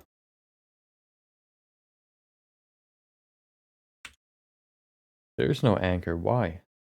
Did I delete it? I think I deleted it. Well, guess I can just duplicate one of them. One of the ones below. There you go. That's better. I could maybe even place it somewhere over here so that it's already where the camera should be. So now if I zoom on it, perfect. There you go.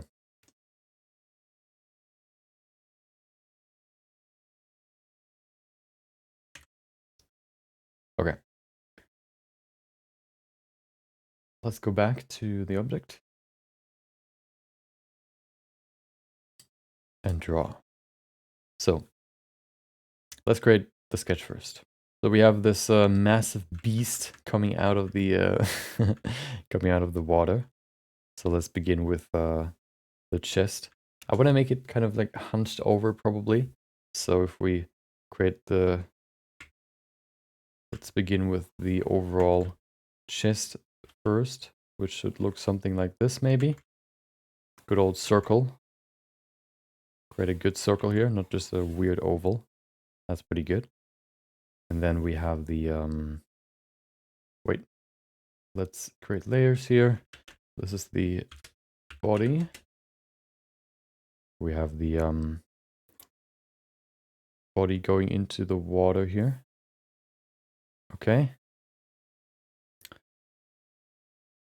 It is hunched over a little bit, which would mean that there's a the rib cage. I still want to add a rib cage, which would probably be somewhere over here. Okay. This is the what is it? clavicle right here. Okay.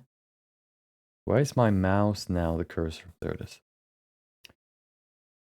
Okay, so we have the clavicle here. There's going to be a head here, so we're not going to add whatever is here in the back, maybe. But what I want to add are the shoulders. So we have one right here. Probably something more like, oh, like this. Oh, going through through the world. That's okay. I'll probably add the shoulder separate as well, but I can still add it, just so I can have something I can work off of. Okay.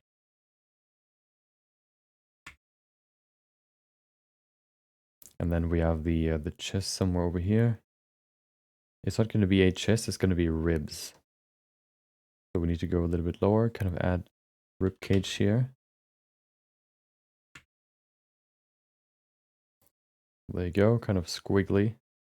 Make it look a little bit creepier. Okay. Add some ribs.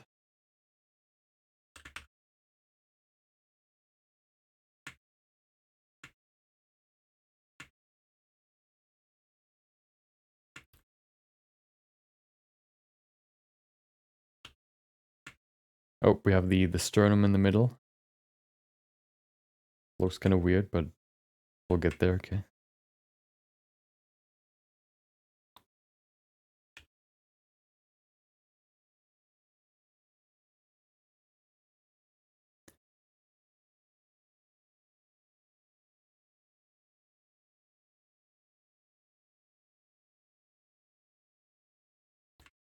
Let's do this one again.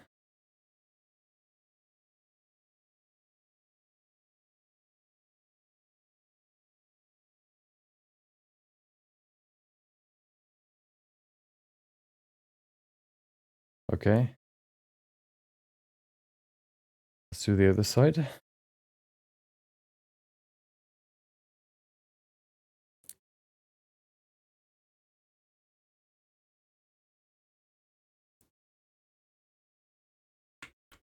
I need to move this over a little bit more.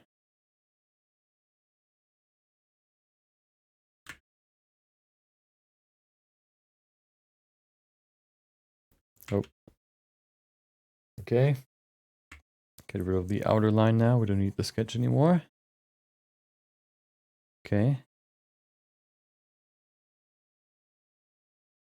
Then I want to, of course, still connect it to the bottom here. There you go.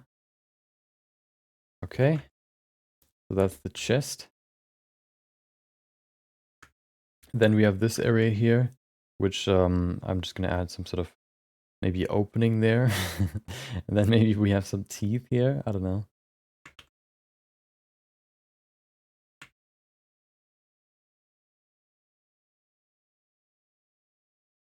There you go.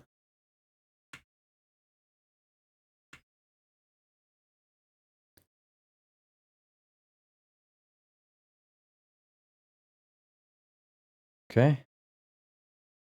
And then something there in the back. I'm going to think about that later.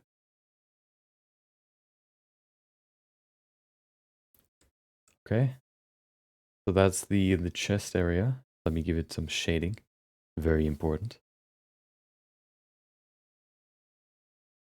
Octopus with Suzanne for the head. Octopus is boring. We need something more intense.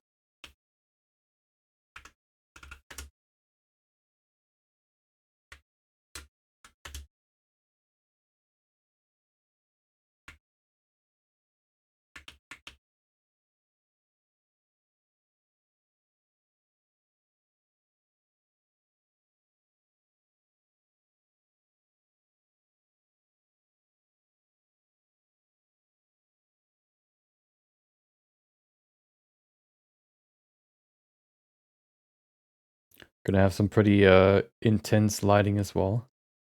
So the light is coming from one side, which is going to be this side here. So this side can be quite dark.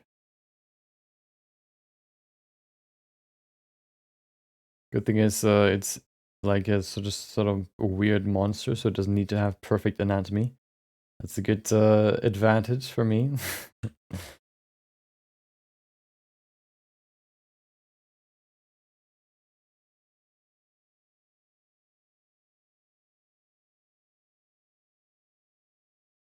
Let's make this dark real quick.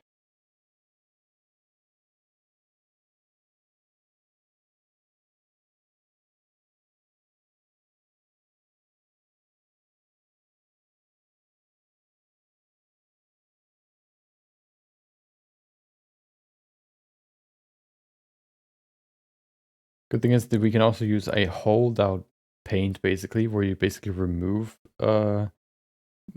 color from a certain area. That's what we can use to clean up some areas as well.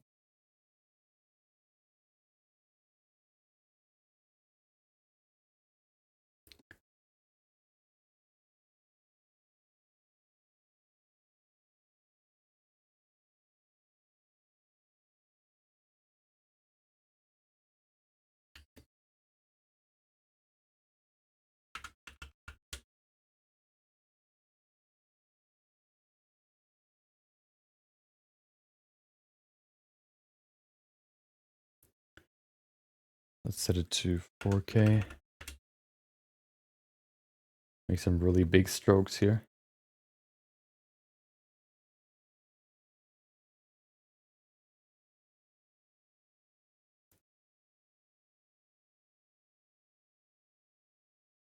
Like a stormy, you know, stormy sea environment with thunder going around from all directions.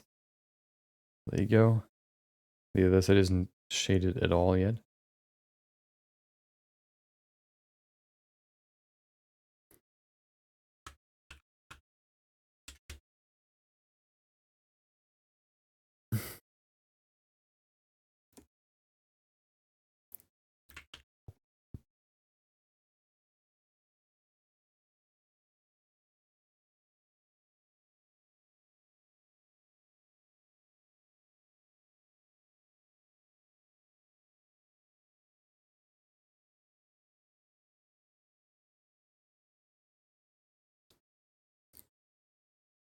This kind of feels like water paint, kind of how it behaves. You kind of brush it on, but then it kind of gets a little bit smaller in the way that it looks a little bit, how it mixes together.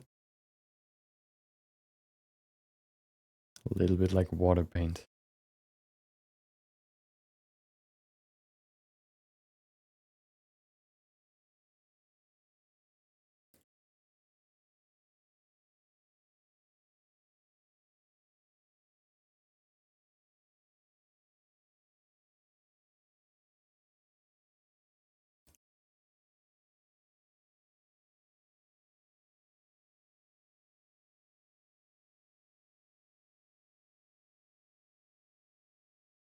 Can you smear stuff? I don't think so, right? No.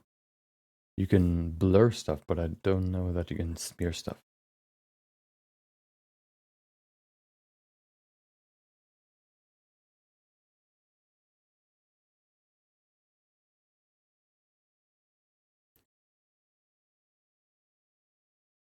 No smearing allowed. Probably because it doesn't really make sense. Because it's like yeah, the way that the grease pencil works doesn't really allow smearing. Okay, so that's the body. Let's add a little bit more shading, just a little bit more on this side.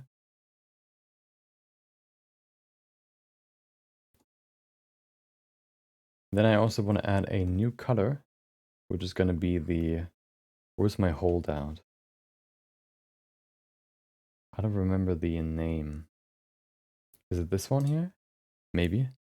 So if I use that now, yeah, I can remove stuff, see? And that's what I want to use here. I don't know why it works like this, but I guess it does. Now I can create like this nice key light or this edge light here on the side. Maybe it would have been better if I just used white. Yeah, probably. Do I have white? Oh, there it is. Magic, exactly.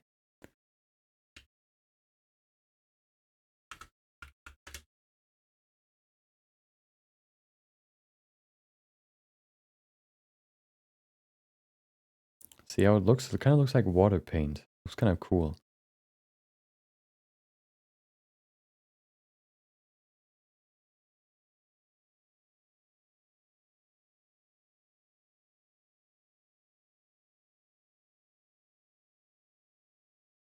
Okay, we have a little bit on the clavicle here. Maybe a little bit here in the middle too. Looks still a little bit, looks quite wild still, but we're getting there, okay. We're not there yet. Who would have guessed?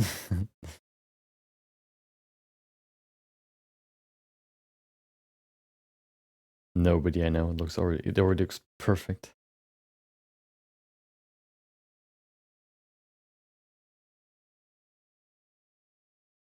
Okay.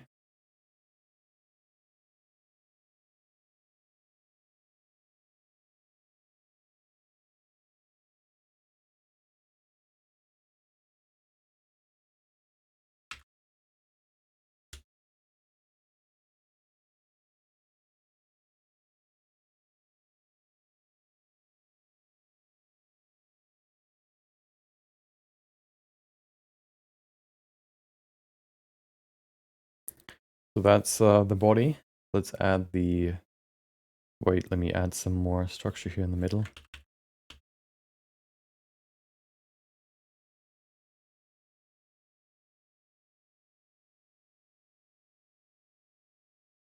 Okay.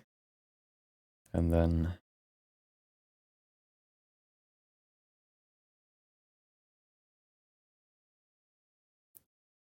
let's add the... what is it? Let's add the head. So the head should be Suzanne, right? So let's add a Suzanne to this. There you go.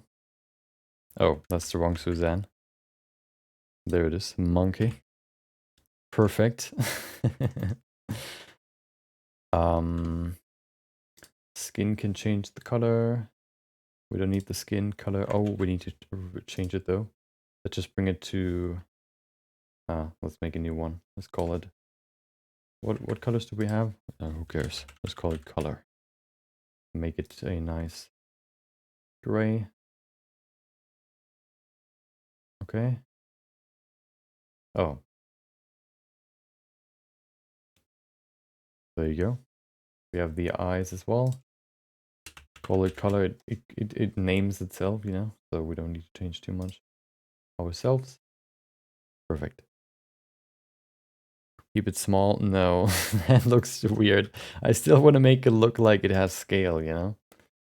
So it doesn't really work. Just keeping it small.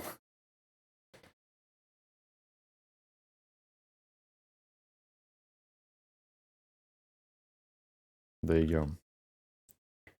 Doesn't really look like it's fitting onto what we have here, but let's see if we can change that.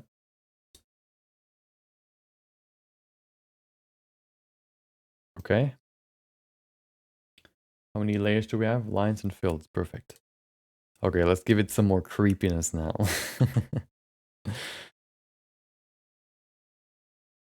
First of all, the iris needs to change. I mean the eye, yeah, the iris. Get rid of it. Okay. What is that? Wrong brush. That's what it is.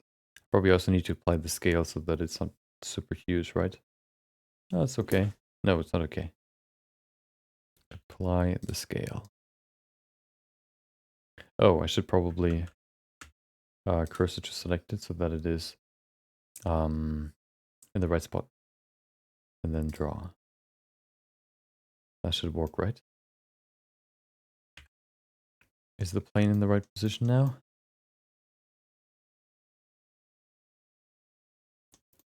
It is. Perfect.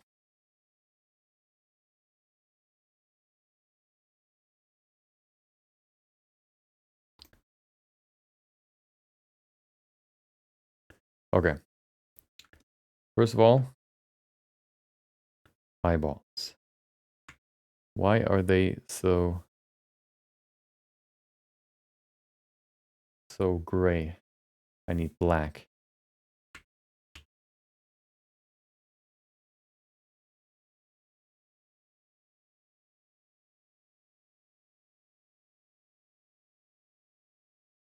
I'll just fill this myself.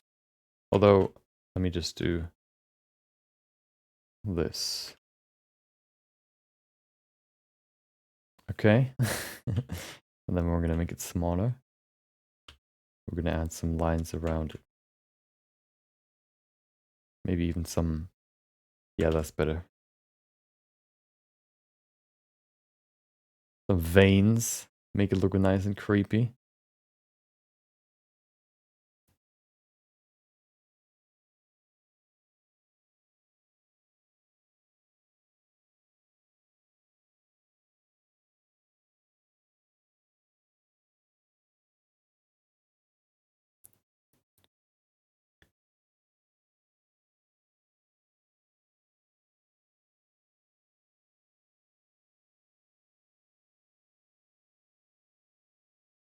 Okay.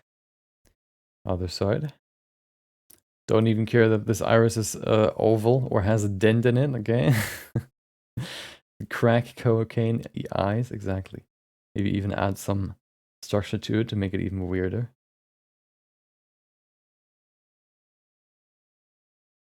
Okay, that looks weird. Let's try that again.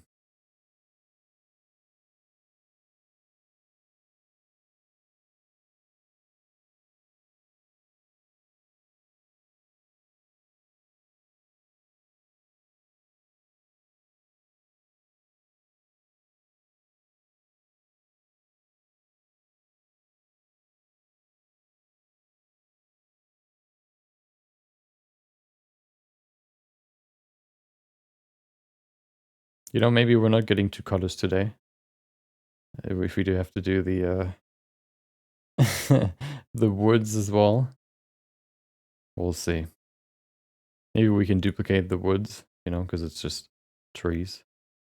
Mostly. Okay.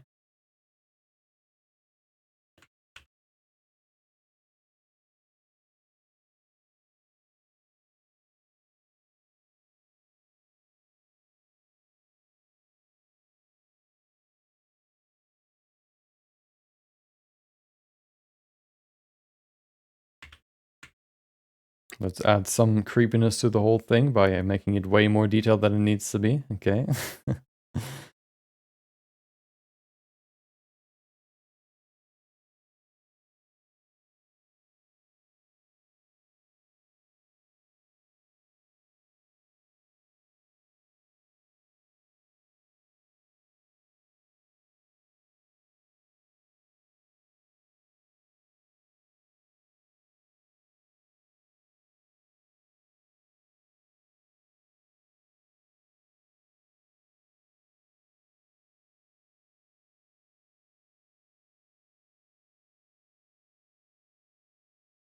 Do I redo the mouth? I kind of want to keep the line that we have here already.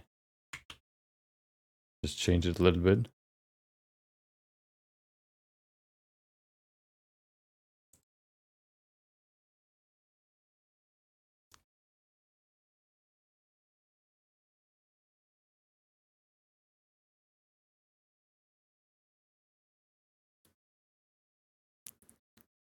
Okay. This is somewhat freestyle what I'm doing right now, but hopefully it works. um, let's see. I guess the upper lip needs some volume here too.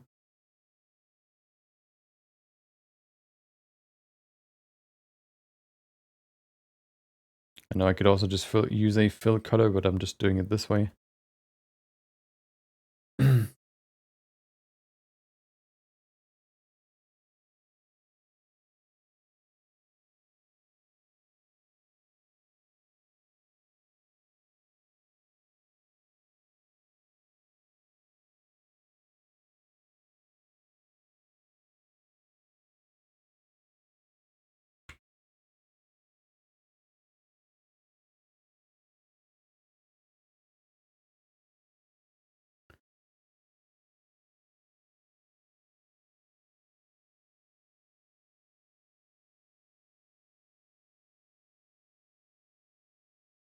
Oh, you know what I loved to do back in the day when I was bored?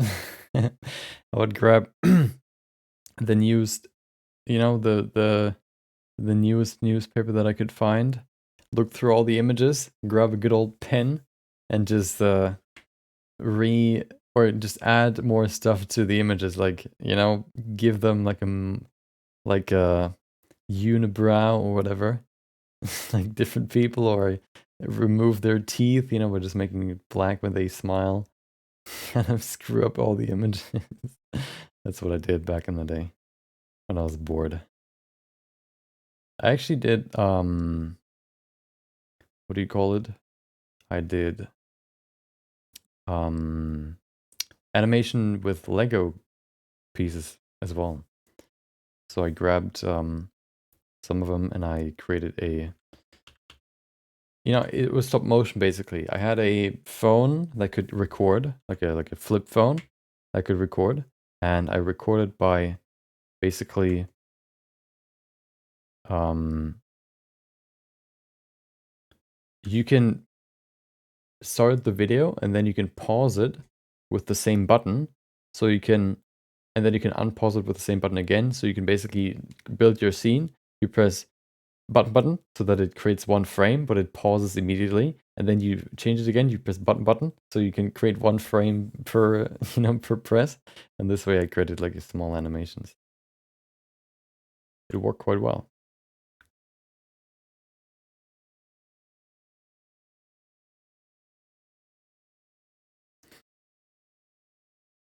Stuff that any teenager does to their books, exactly. I'm in the process right now of getting rid of like a lot of my old books from school, for example, and a lot of them, I don't know if they can still sell them because you know, I've scribbled in them a lot, so I don't really know if we can really sell them.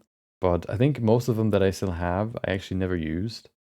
I usually, you know, most of the actual, like, we bought way more learning whatever info books than I actually used in school. So I've never touched them basically. So I guess those are still usable.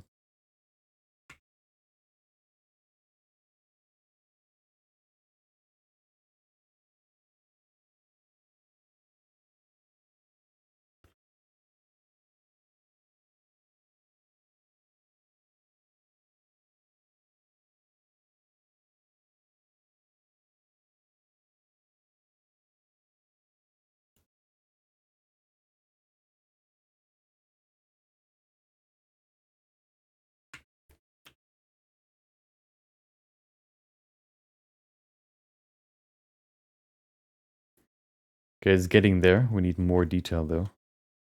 The mouth needs to be filled as well. What do I want to add into the mouth? Maybe like a little tongue right here.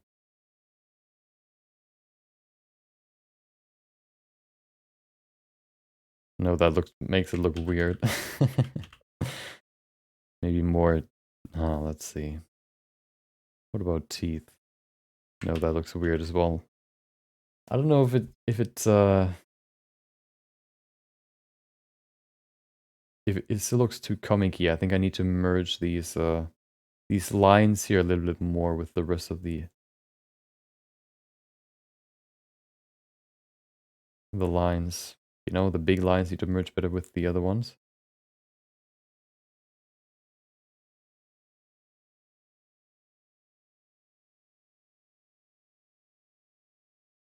It also has a way different style than the body, but maybe that's also just comes down to that I haven't done any shading yet.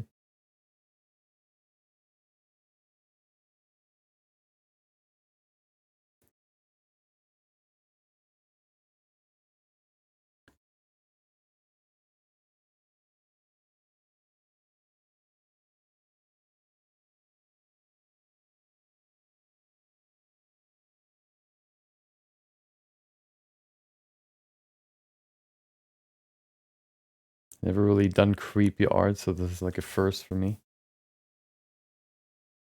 Your little kimono's done, okay. Okay. Enjoy your your night. Like we're stopping by and chatting. Let's switch to the draw block. Okay.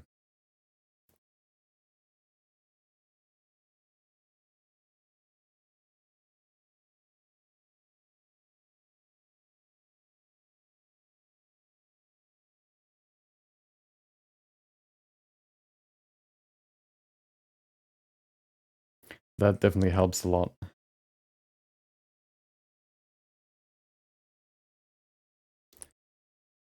Keep spamming Discord with more. Oh, yeah.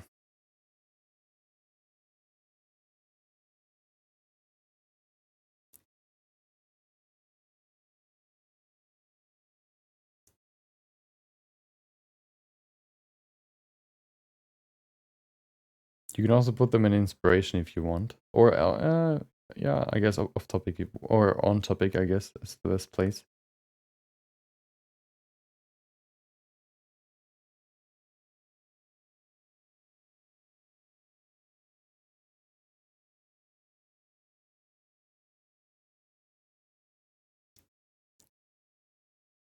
Inspiration is more about like stuff that you find that you think is cool. I see monkey, exactly. Creepy monkey, okay. In the works of making it more creepy. Hopefully. I don't know if I'll succeed, but I'll try.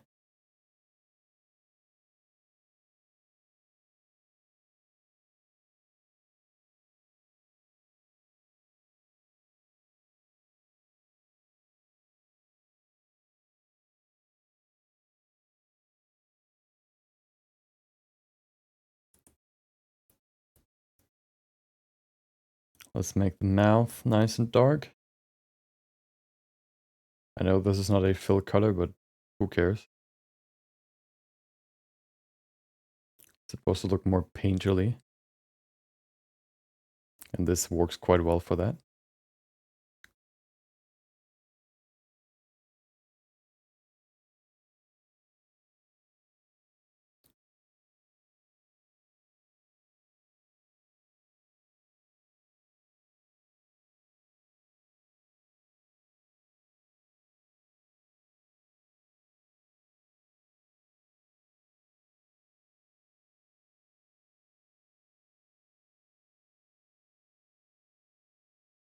The lighting worked quite well as well. What is this? Christmas music? That doesn't work. Not Christmas yet. What's going on here? Can I go to the next one? How many? Oh, there it is.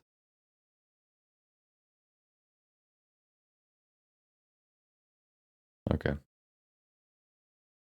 Cross hatching. No, that would take way too long. She has black lipstick.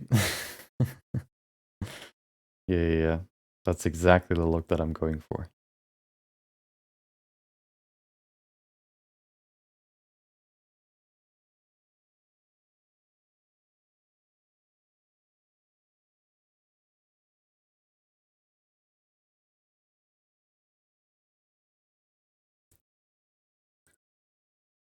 Oh, if I look at the stream preview, I see what you mean with black lipstick.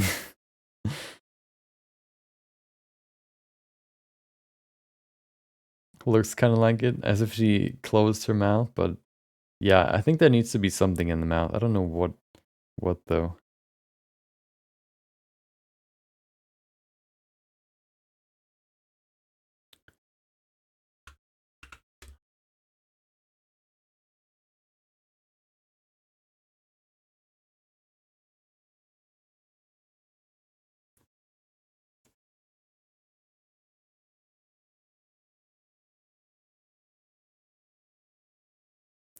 There you go. So we have the head.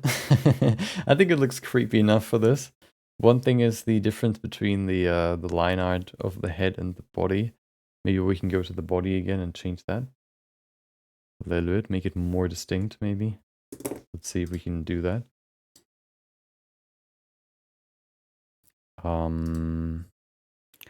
I guess maybe what about the ink pen? With a good old 2000. Look at that, perfect. Maybe even 1000. No, that's not enough. Yeah.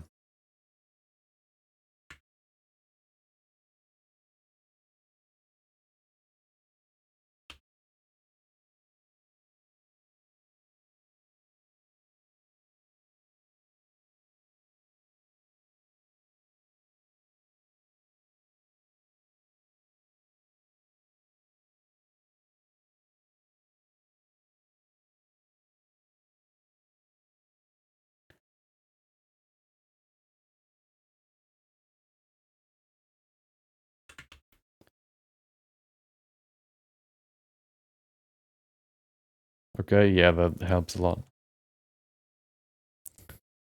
The infamous, they came back for revenge after being deleted for all these years. What do you mean? What do you mean deleted for all these years? Why is it hiding underneath it? Is it actually underneath it? No. Weird.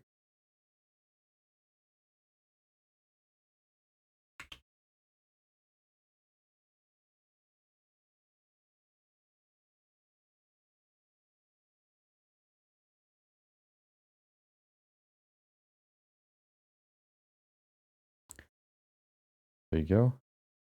Oh, you mean the the basic cube? Would it be too much to add Twitch to the monkey's head? What do you mean Twitch? Like the Twitch logo? Why would you want to add the Twitch logo to this?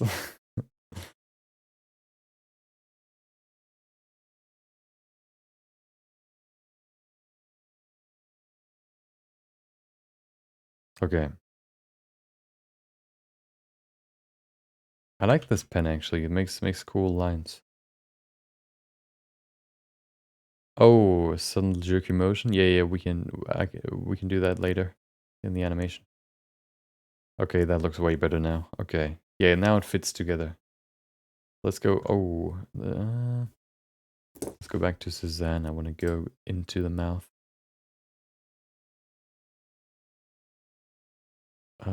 Scope mode. That's the only thing that that could be a problem. Although I need to put the head probably just further forward, and that should fix the problem.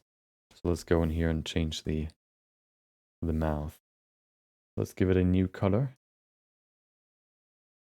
which will be white. There you go. And then we can go in here.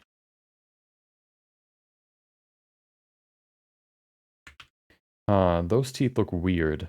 Although maybe if we add more, they don't.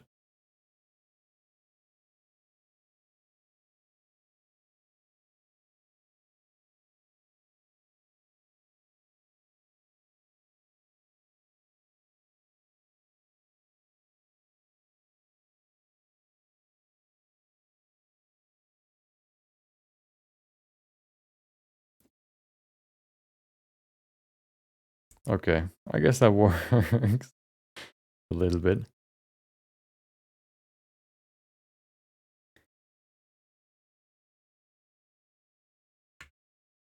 Okay. We need to change the position now. See how it's way too close? Why is it so far forward, the lines? Where did I add the lines? Oh. Oh. Well, let's bring him further back.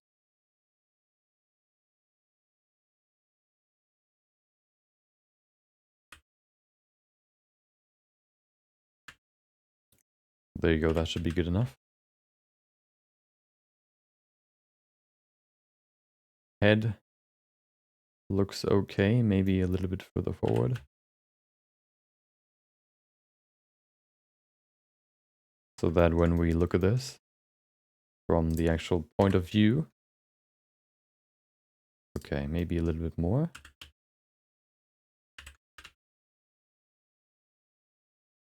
Nope.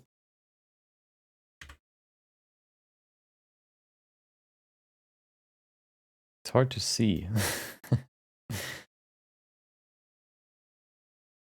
Don't forget to save. Yeah, I'm more confident now that I can always go back to my autosave now that I know where it actually is. So now I'm not that scared anymore, but it's still, you know, annoying having to do that. Okay, let's add the hand now. So we need a new object.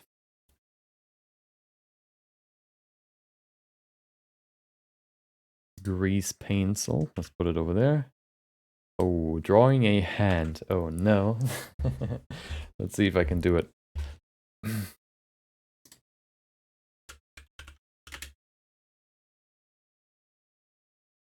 So we have, let's begin with the good old pencil. No, I used the pen. Okay.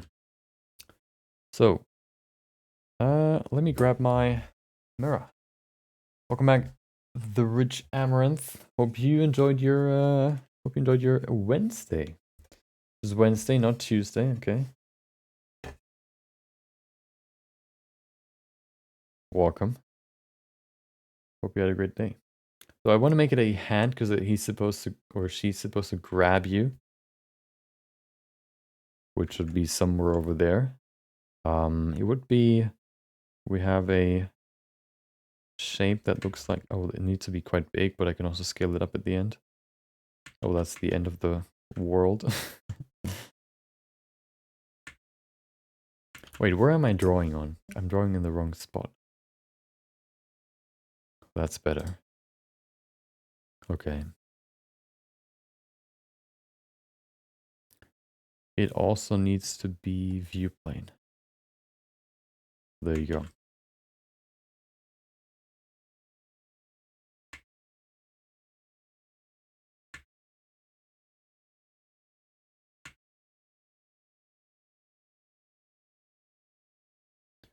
And then it needs to go in like this. So that's the palm, somewhat, okay. And then what does my thumb look like? It's so annoying. Foreshortening. I hate it. Like this.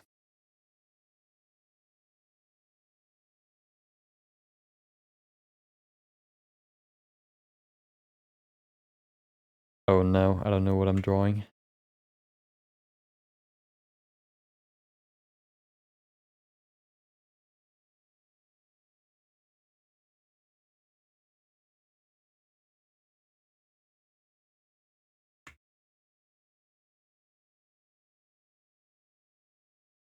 That looks horrible.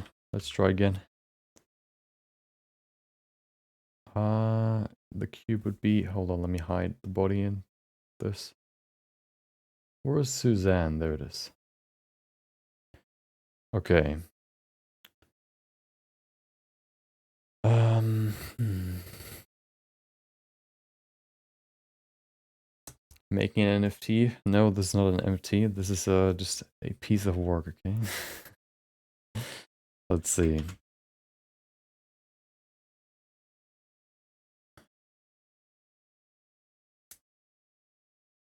So we need to have one right here. That's one finger. Then we have another one right here. Another one right here. That's horrible. And then another one right here.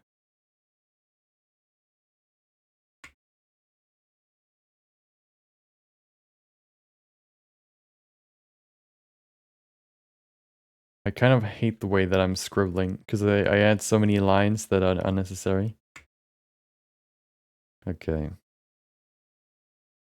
And then we have the last one, which is right here. Let's adjust this real quick. Needs to be flatter.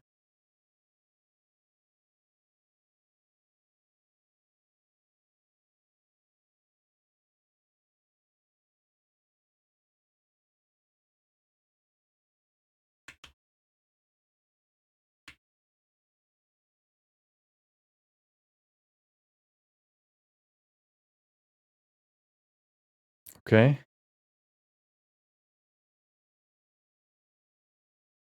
The thumb is the problem.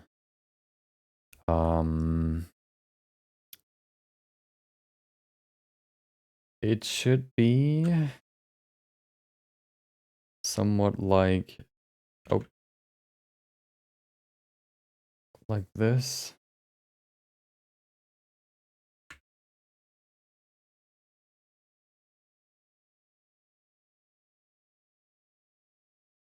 Okay. It looks horrible.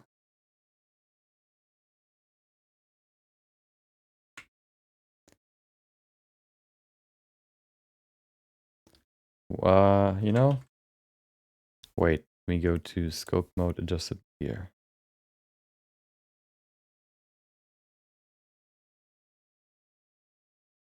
Okay.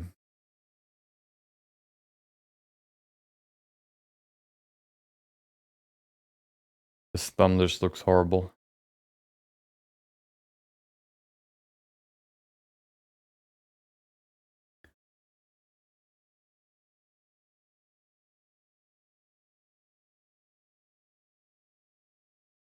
Okay. Yeah, it's such a weird foreshortening I've never really done before. Let's try it again. We'll get there, okay? Hold on, let me do this. Okay.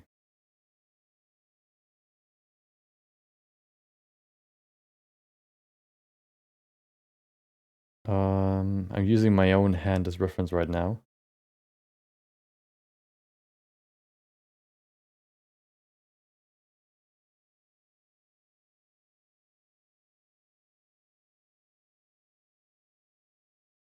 Okay.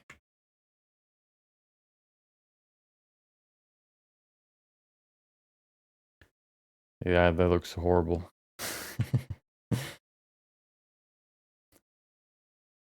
But that's okay. Maybe you can sell it as creepy, okay?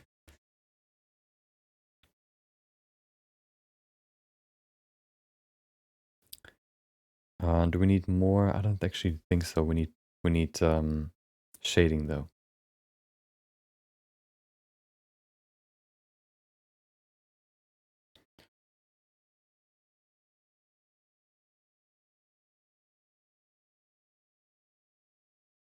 Actually, maybe a few more lines here on the side. Maybe in between here. Cannot hurt. And then we need to use the good old draw block for some nice shading.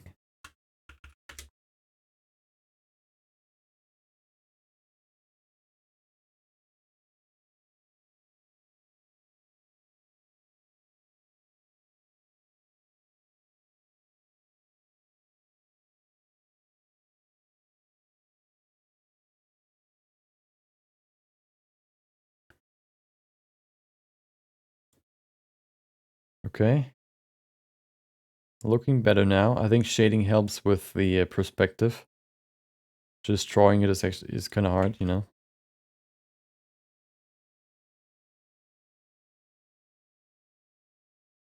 But with a little bit of shading magic, it should do the trick.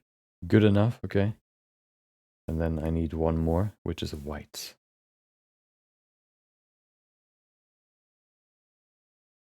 So many blacks here. So annoying. White.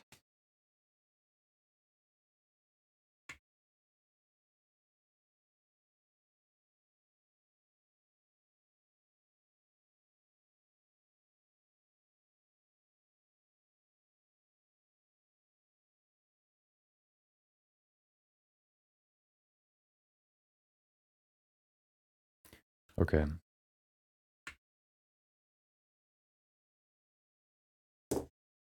Let's bring everything together. Suzanne. The body. Whatever that is.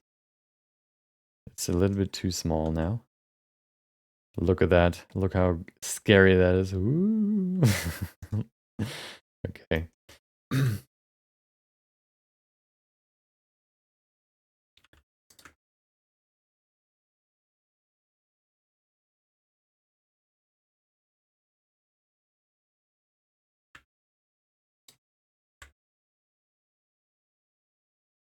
Yeah, it definitely needs volume. Otherwise, it kind of, you know, it merges with the rest. So let's do that real quick. Let's go back into draw mode and add a fill layer. Fill. I'm just gonna do one color. Which color? I guess just like a nice gray. We probably have one already.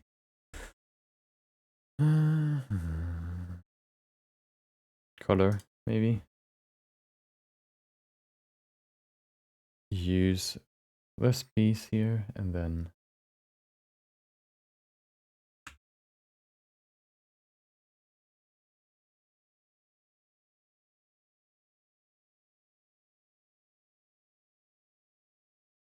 just fill the whole thing.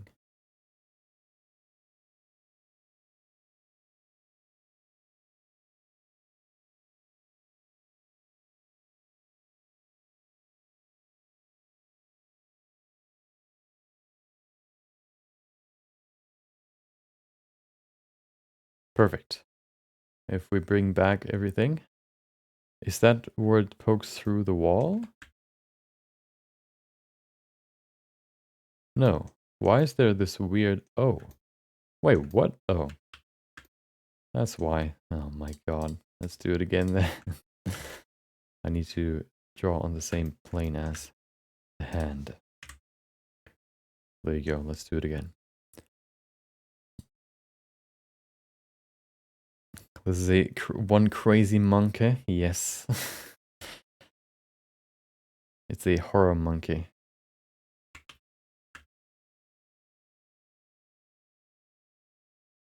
We turned Suzanne into a monster. Okay, now it should work. Now it's on the same plane and it fills the thing instead of being behind it.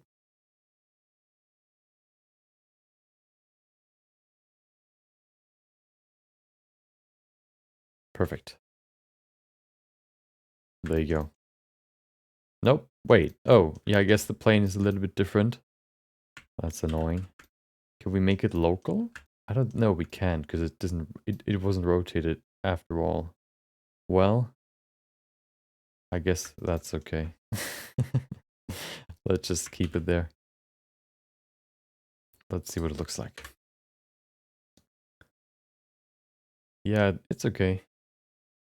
And then we can... Oh, wait. We can actually adjust it. Draw mode. And then we can go into here. Hide strokes. Edit mode. Select everything. Bring it back. And then we can rotate it.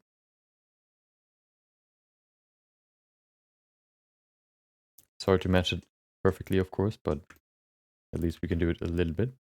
There you go. That's pretty good. Looking pretty good. Okay. What happened? It's a little bit shifted now.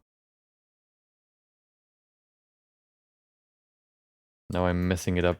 Oh no. I'll just leave it there. There you go. Okay. Hand is there. Where's my body? Where's my Suzanne? There it is. Perfect. Okay. The other hand, what do we do with that one? Let's just create one real quick.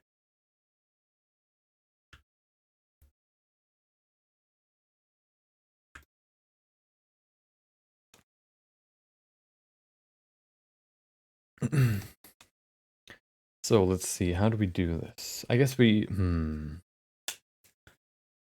want to do another hand that sort of moves somewhere, so maybe this one can just go...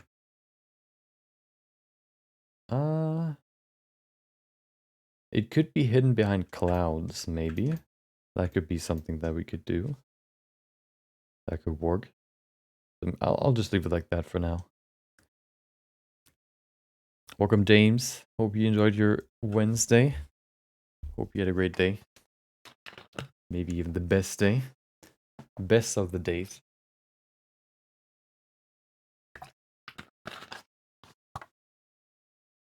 So here we are.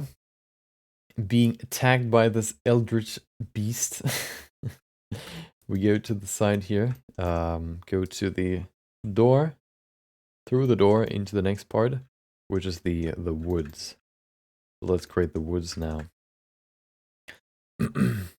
I know there's still more we can do here, but you know, I want to sketch out the world first. So let's go into this one.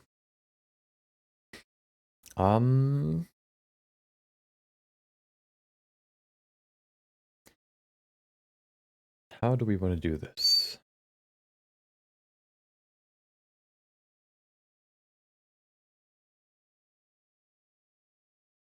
I don't know if I want to do the woods, because it's quite a complex scene.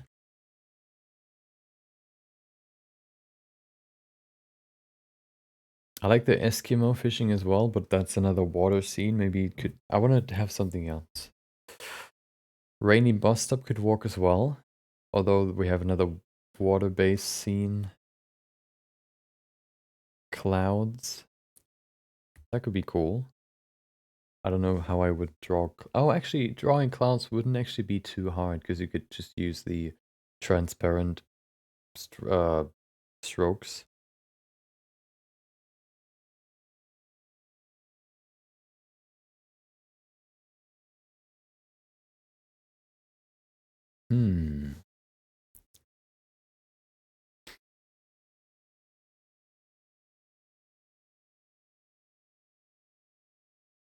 Yeah, I kind of want to do the rainy bus. Do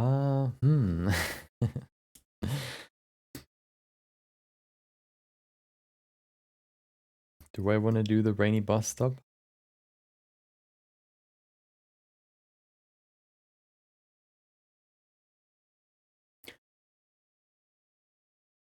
I think that's going to be the easiest one to do.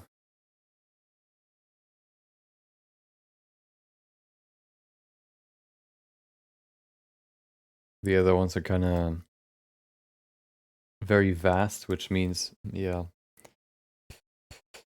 And the clouds, yeah, I think they need something else, and I think that something else, that premise, would take up more time.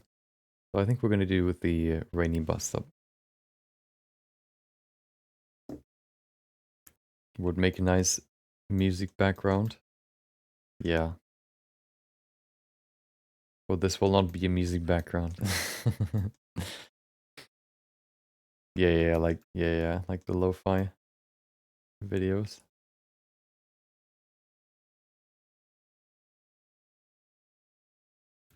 So how would we see this?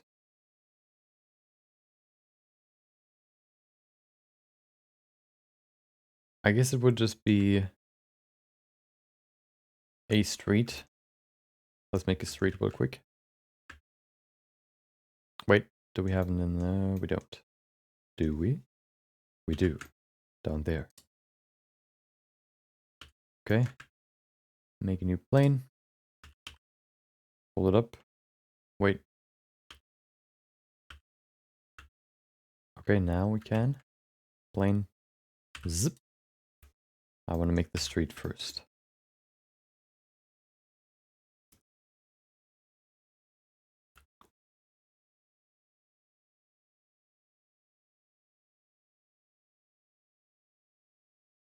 Took the Ritvo test. What is a Ritvo test? What did it do? The problem with this is that there's a lot of room down here, and I don't know if I like that.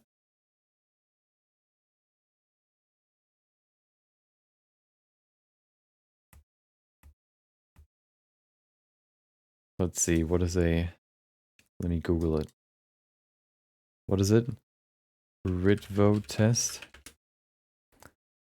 Autism and Asperger diagnostic scale, okay.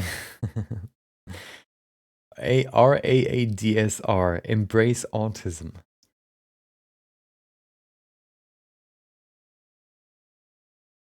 What does it say?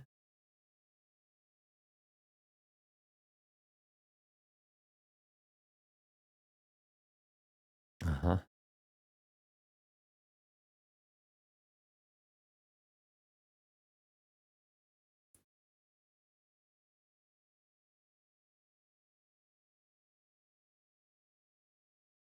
The test has good reliability when self-administered, but this can drop down to 30% when clinicians administer it, depending on their understanding of autism. Okay.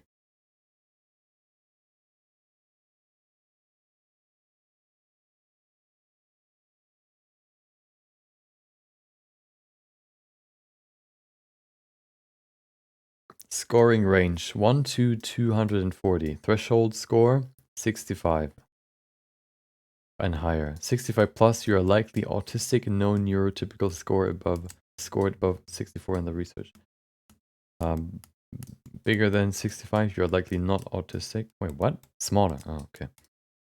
97% chance of not being autistic.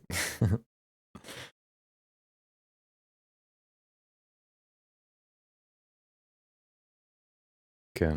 Interesting. Okay. Yeah, we have a big it would have a big tunnel, but that would that be a problem? I don't know. I don't think so. It could be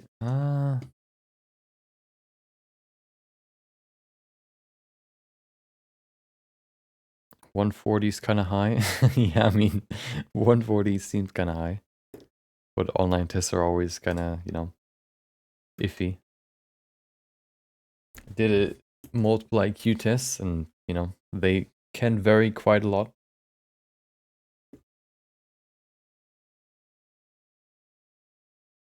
Okay.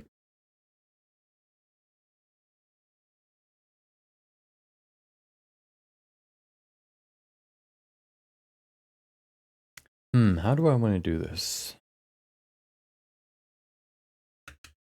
Working with 3D or 2D? First of all, I'm going to need a street. So let's create a street. Road in the middle.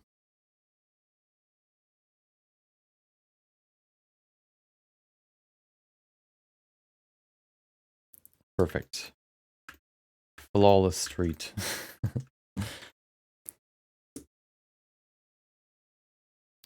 FB tells me I have a body like J-Lo. Well, maybe you do. Was it a find your or which celebrity are you test? According to your body or fitness?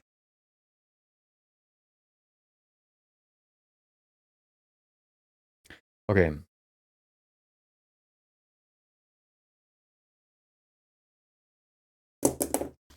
I don't know how I don't know how I want to do this. I think I need to figure out how I want to move the camera, and then I know if I can just work off of 2D assets or I need to create 3D assets. If you go in here, and then the camera would probably move over here somewhere. It would see puddled some if it moves down here then.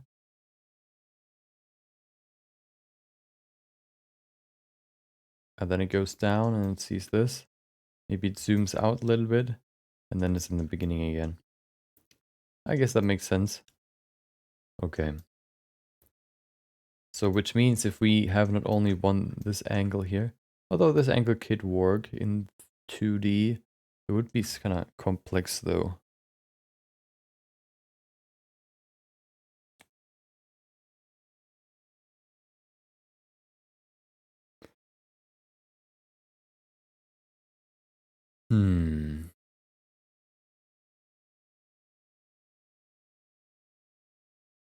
It could work though.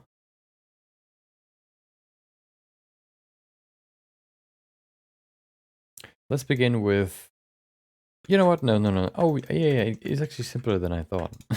Hopefully. So I can just grab a plane. Okay. And then I will rotate it by 90 degrees. Nope. In here. On the y-axis. Then I will extrude it. Ooh. Okay. And then I will bevel this. Okay. So we have the roof there. Let's make it wider. So this is the little place to sit on, or sit underneath the station, you know, with the little bench. It'll be on this side. Is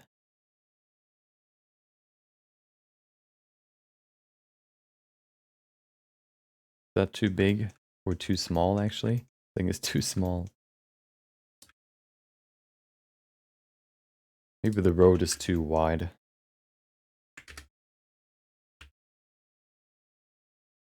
That's better.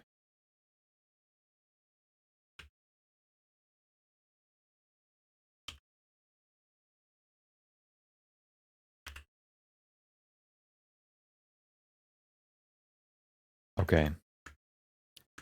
Then we need a light as well. Light can be 3D as well, so let's do that. I guess we can just use a cube.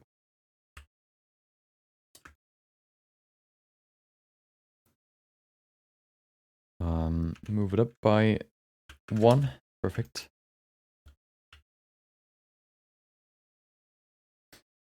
By the way, quick tip. If you spawn a new primitive, like a cube for example, and you want this pivot point to be on either side, very easy way to do that would be to just go into edit mode and then move it by pressing G and then 1, for example, in any direction, so X, Z, or Y. And doing that, or of course negative can also work, -1, puts the pivot point right on the face here. Look at that, it's perfectly on there. So that's the easy way how you can place the pivot point on one of the sides of the cube instead of it being in the middle. Oh, that's not what I wanted.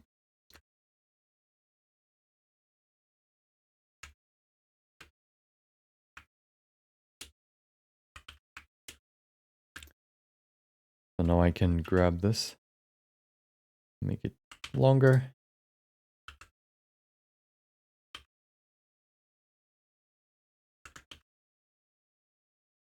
I want to shear it and shear it like this. Not too far. Okay. Grab it. Extrude. That's kind of weird. That doesn't work that well. I thought about using a curve. I don't know if I want to use a curve though. I guess it'd make the most sense, so let's just use a curve.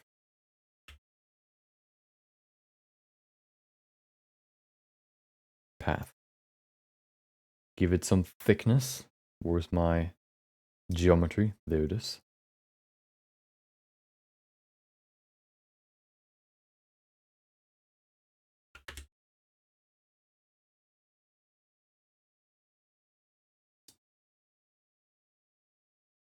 Perfect. I don't know if it works here as well. I don't think so. No. Wait. Oh, it does if you press 2. Perfect. Perfectly at the bottom now. We can place it here. Somewhere, like right there.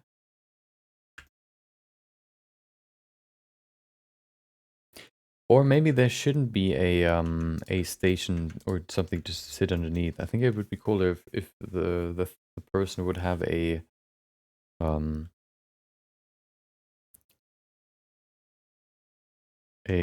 there's just a little bus stop, not shield, bus stop sign, and the person sitting there with just a little umbrella.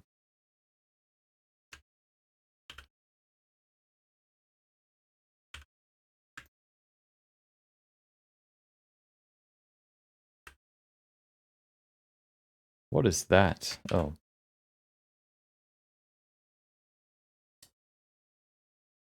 Why does it look so weird? Oh. There you go. Scale was scuffed.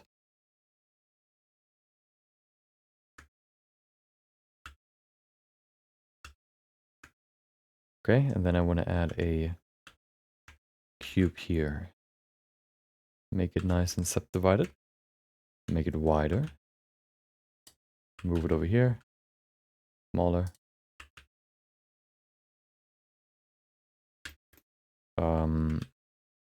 Do this.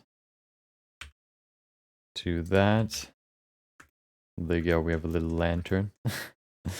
Looks kind of weird, but we'll keep it. That's okay.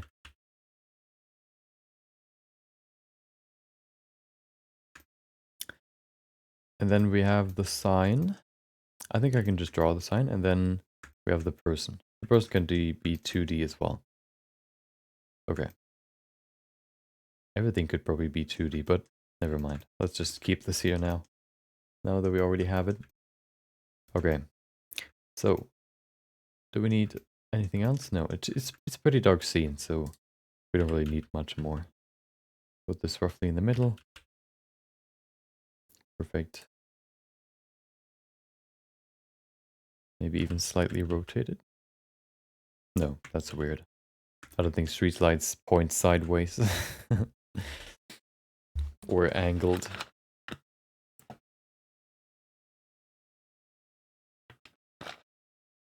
They're not angled in a certain direction. Okay. Let's create a new grease pencil object.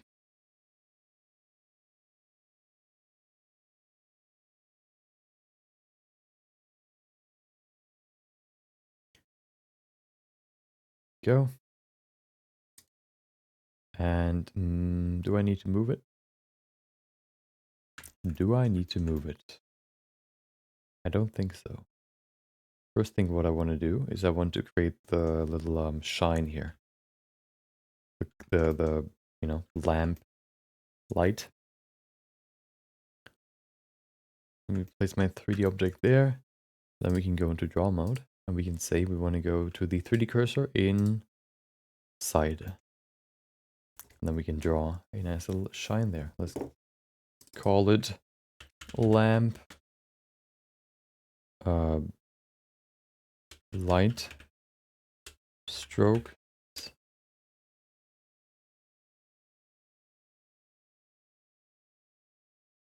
Oh wow, okay, well, not that. There you go, pen.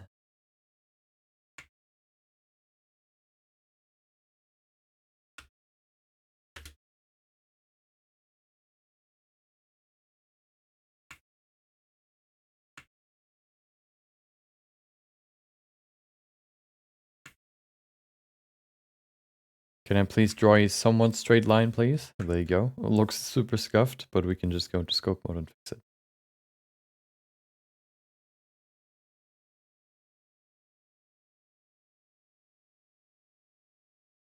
Okay.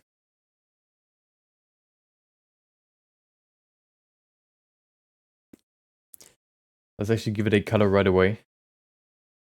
Call it lamp light fill.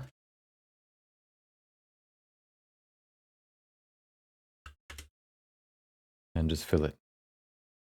I think we still have a yellow, right? Do we? Yeah, we do. Is that a good color? Yeah, that's pretty good.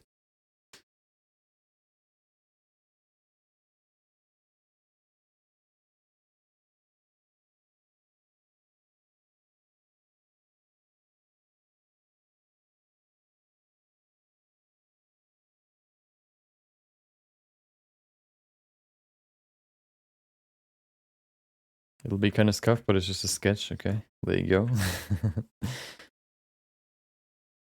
And then let's go to the layers again. And I want to create another one. Oh, wait. Can we change the opacity for this? Oh, we can actually make texture as well. Oh, interesting. We can add, oh, okay.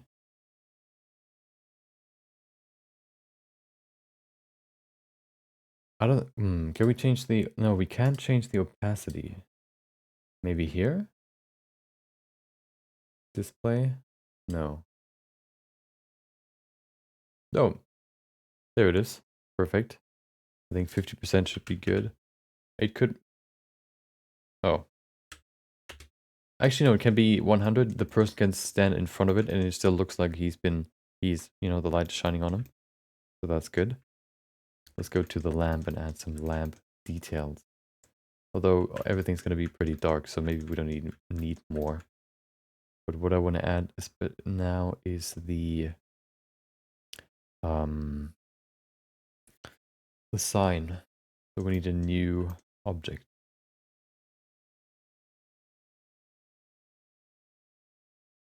Let's add a new one. Blank.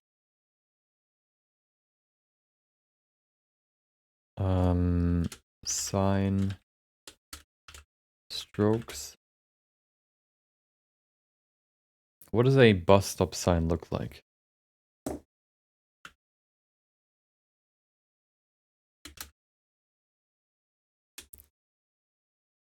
Okay.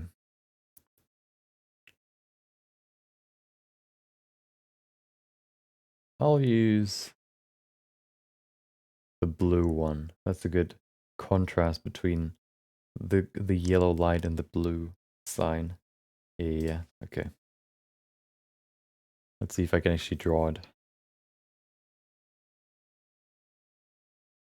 Oh my.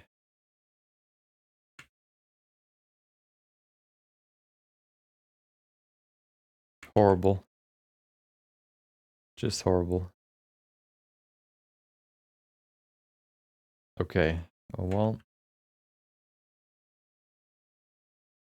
Okay. That's a big sign, but that's okay.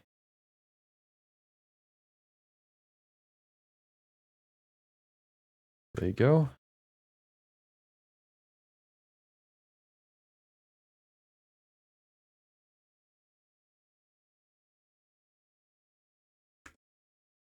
What does it look like? We have a little box in the middle here.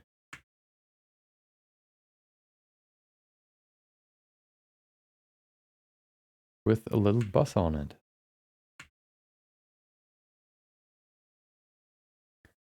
Let's see if I can draw a bus.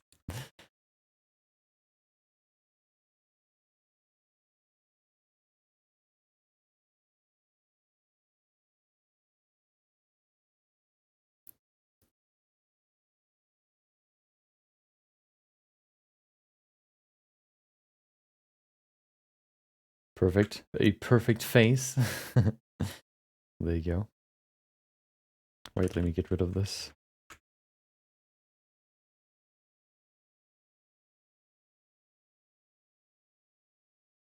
Perfect. Look at that. Beautiful. Let me position the bus a little bit better.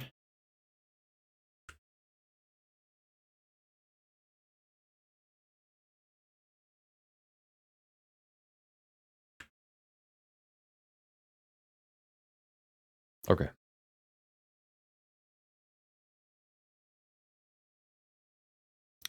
Now we need the person. How do I want to draw the person? Let me see if I can find a good reference. Person standing in rain.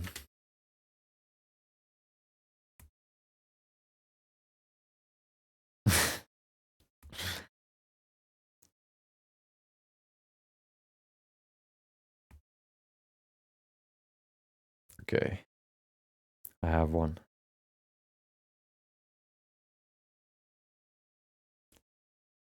Okay.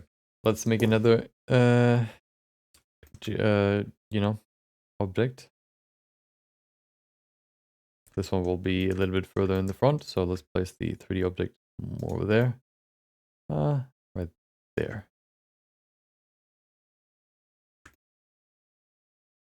Another grease pencil object. And then we call it person strokes.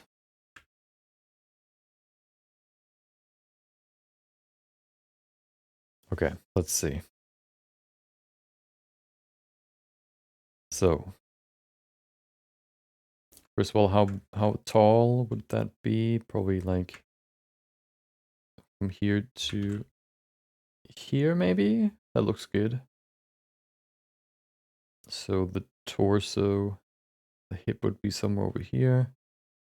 Wait, where did it go? Oh, okay. Nice troll.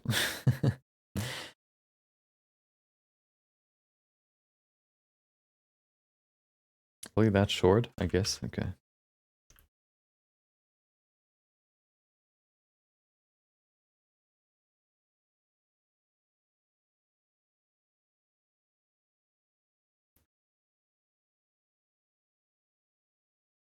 I don't know if that's good enough. I need to make it longer. That's better.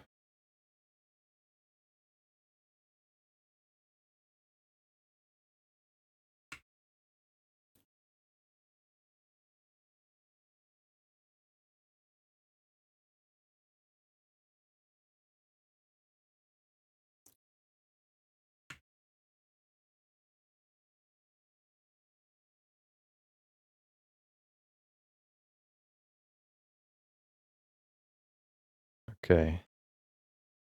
We're getting there, okay. Even though it might not look that way.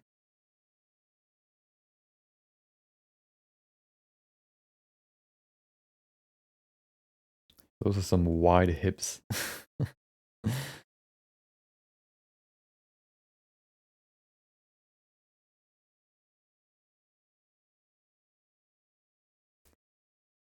I plan on this being quite dark, so we don't really see that much of the scene anyway.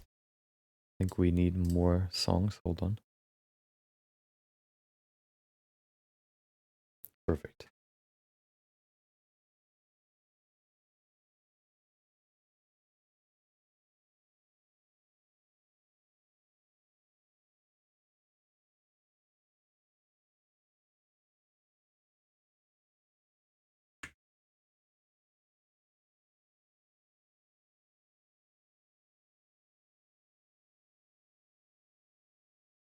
That looks weird, but I'll leave it there, okay?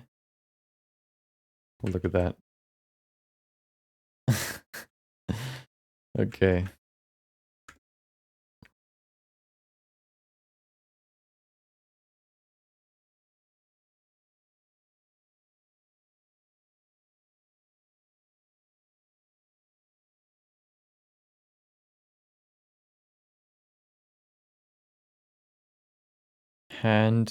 One hand in one pocket, the other hand on the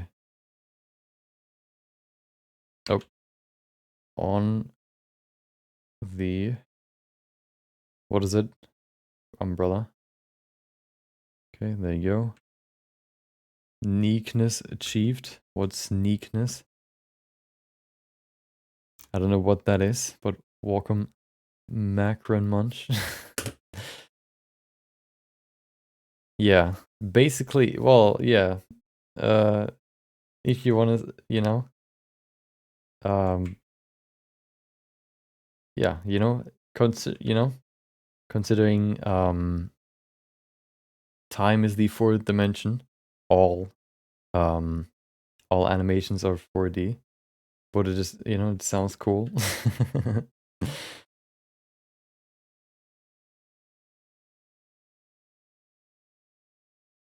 Question is, if 2D, what would be what would 2D animations be? Wouldn't they be 3D animations then? Because they have 3 dimensions, but just not like, all the room dimensions, but one of them being the time dimension, so you still have 3, but you don't call them 3. So, what's going on there? Let me add the head first. There you go. Okay, those are some big shoulders, but that's okay. And then we have the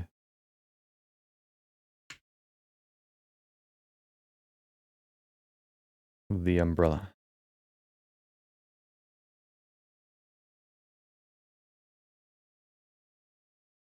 Okay, question is, why is it behind the other one if I look at it like this? Is it because of the... No, I can't change the... That's so weird. Why is it behind it? Do I just have to move it further forward? Why is there this line on the side? Oh, because I drew it. Yeah, why is it just going through? That's so weird.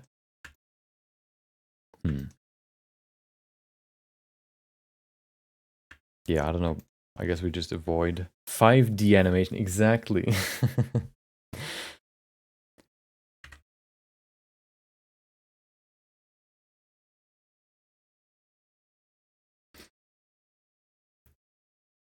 If you combine 3D with 2D, is it a 5D animation?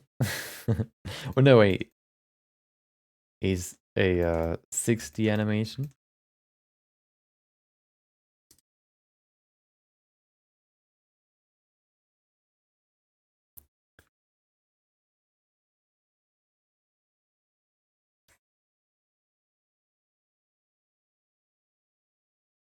Okay.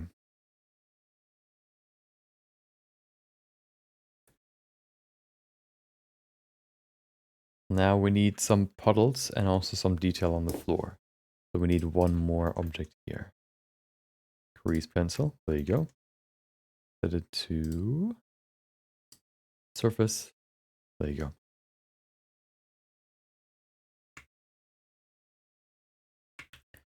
Okay.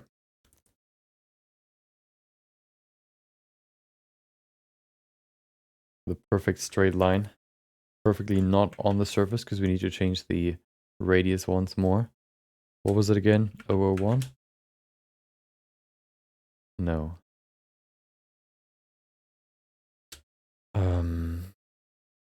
Or 3, right?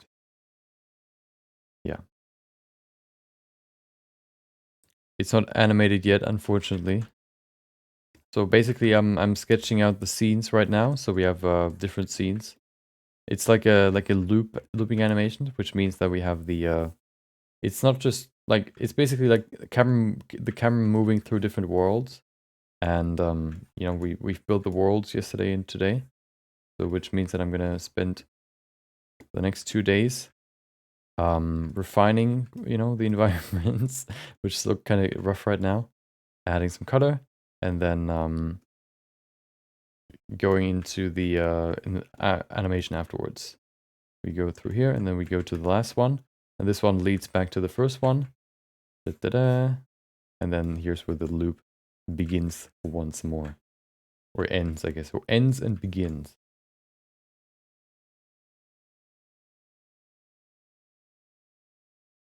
Let's see if I can do a stroke all the way from one end to the other.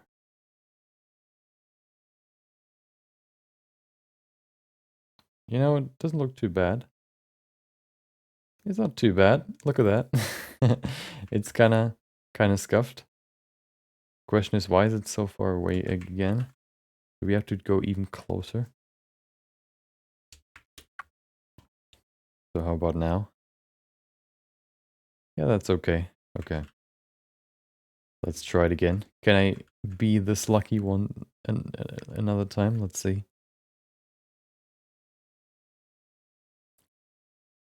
A little wobblier. Okay. Good enough. Okay, good enough.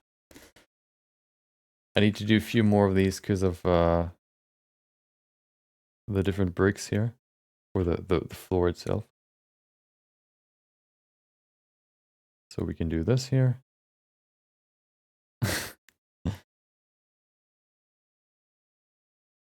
There you go.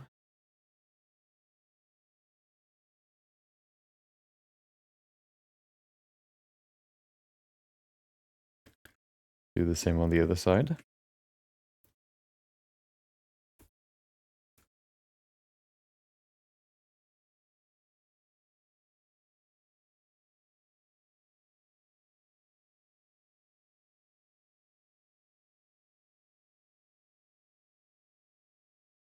I actually haven't added the line on the other side. I'll leave it there. And then we need the line right here.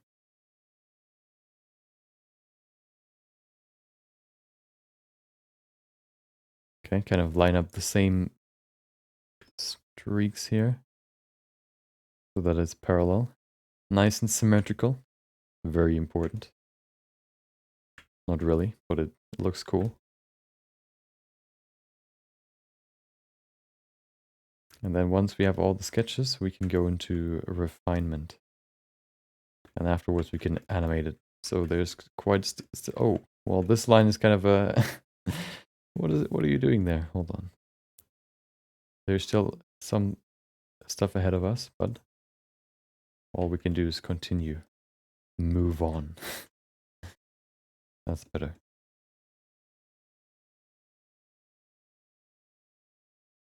It's a marathon with every move. Every step brings us closer. There you go.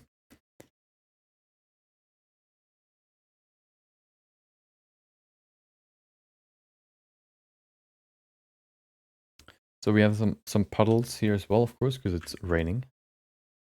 And the most important puddle will be...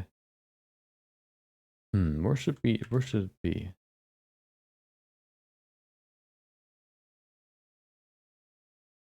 Maybe right here, so that when it goes through, it ends up, of course, in the in this room. It sees this, and then it points up again and sees this. Yeah, I think that's pretty cool. So the puddle will be right here. Let's add a puddle. What is this? Let's call it... I don't know what I would call this.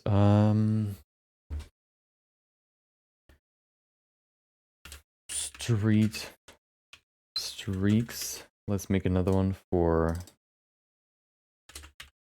puddle streaks.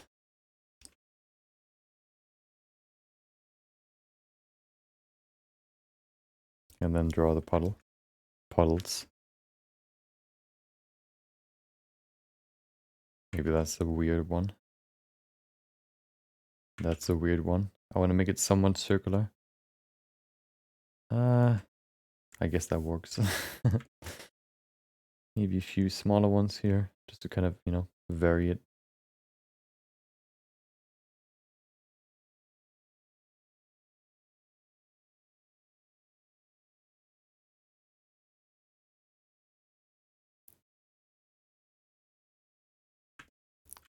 Okay. So those are some puddles. We could probably add some more here over the, on the walkway. Do we really need to? I don't know. At the end, if it's gonna be lit, I'm actually curious what it looks like if I just light this now. So let's see what it looks like. So if we go into rendered view, you can see we don't see anything. Wait, we actually see the color. That's interesting. But what if we add a light to this? We can now use Eevee for this as well, because there isn't really that much realism going on anyway. Okay.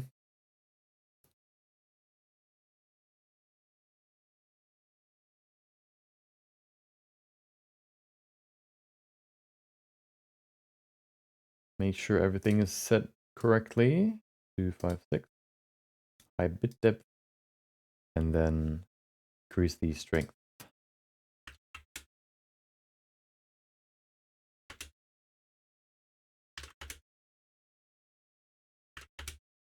Yeah, if it's just like this, for example, shining down, I don't think we need that much, that much, you know, around it. But I kind of want to change it to a spotlight. The problem is, you can see the...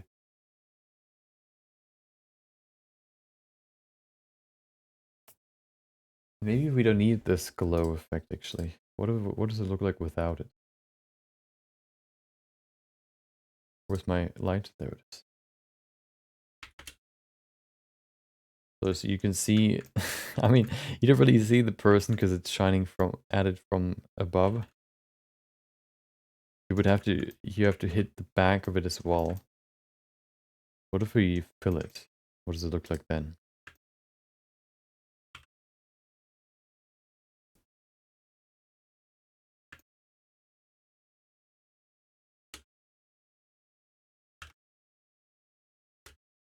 Let's see. So what if we fill this person now? Can we see it? I don't think we can, but you never know.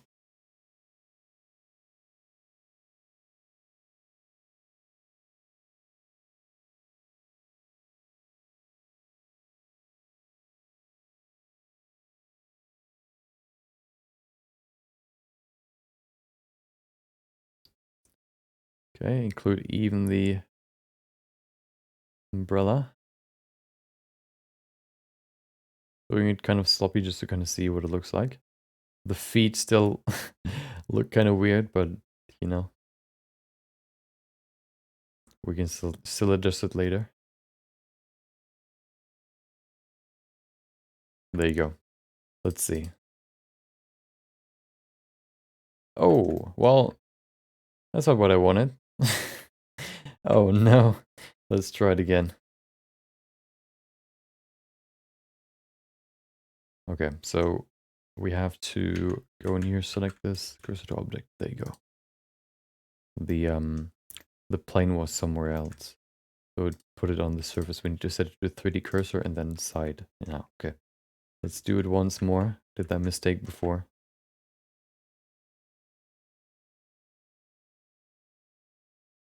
Wait. Oh.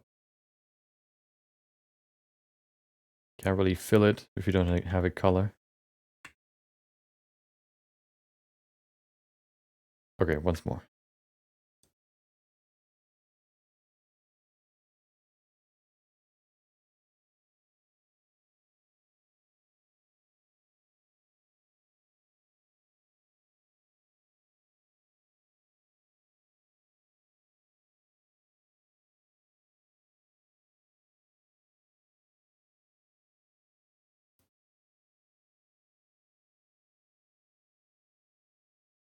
Okay. Now let's see what it looks like. We can see it, but it's weird. Why is it so weirdly semi-transparent?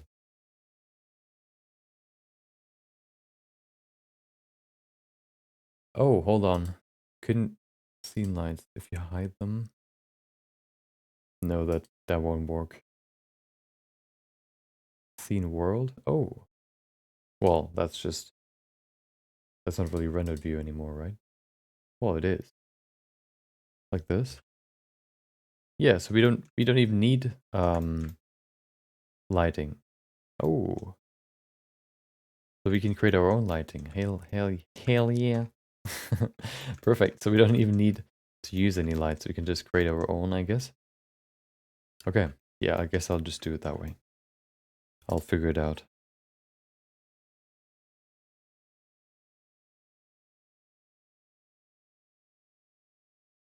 If we make this floor dark, I wonder what it looks like. Okay, yeah, so we can do it that way as well. Okay.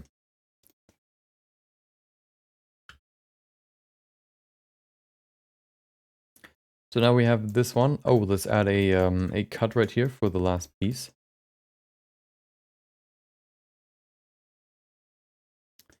I still don't like how deep it goes. Maybe I can adjust that later.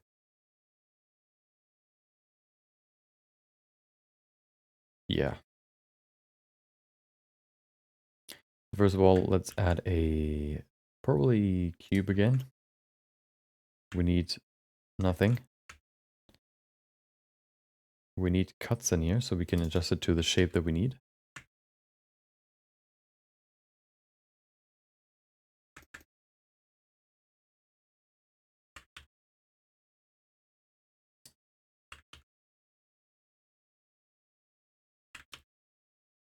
We place it over here.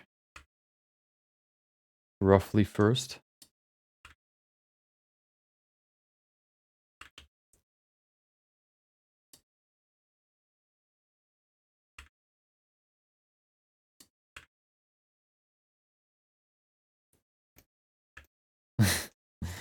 I don't know if that'll work, but we'll see.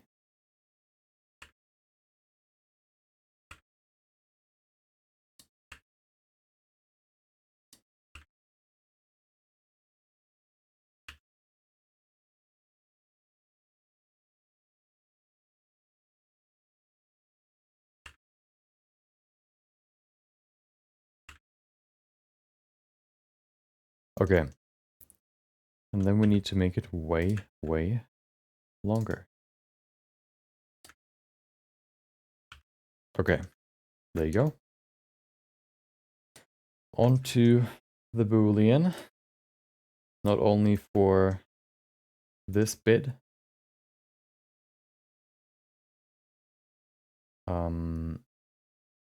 Difference, right? Yeah, perfect. Let's make this a wire. Okay, so we can see it goes through. And then we need to do the same for the cube here. For this one, we need to add a Boolean that goes, I think, union. That unionizes it. There you go. The only problem is that we have like this this hole with this level in between. So we need to create an actual tunnel. But that shouldn't be too hard. What if we just delete these faces here?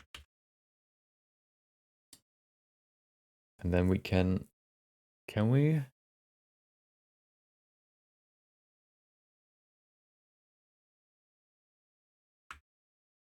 We can maybe just scale this down real quick. I mean, extrude it down so we can create a nice cut there.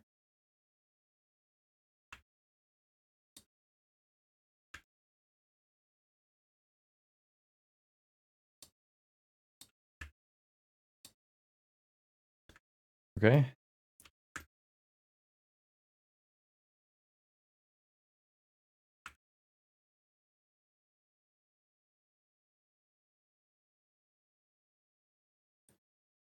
Selecting all this, scaling it to 0 so they're all on the same height, and then we can extrude it down so that it is in between the cubes. That's perfect.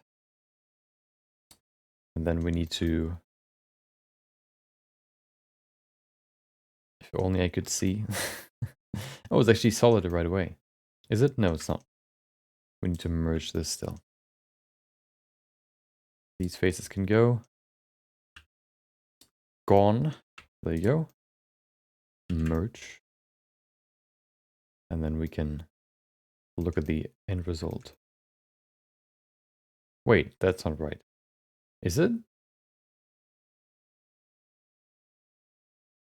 No. Wait, what? What happened? Oh.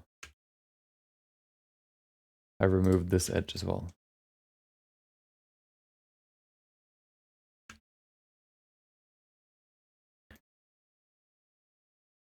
So the cut is there, but it doesn't work. Why not? It doesn't see it as a solid object. Does it? It is a solid object, but it doesn't see it that way. I mean, I could also just finish this, but I kind of want to keep it variable for now. Like, if I want to change the puddle position, for example, I can still change it. And, you know, just have to move the cut object, I guess you could say. The cutout object. But if I now apply this boolean, I can't do that anymore. Not as easily. So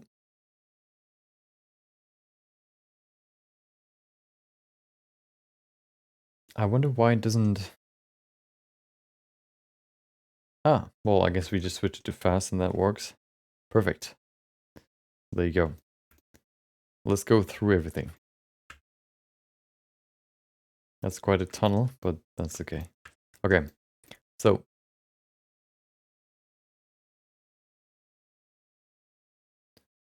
that's the wrong one.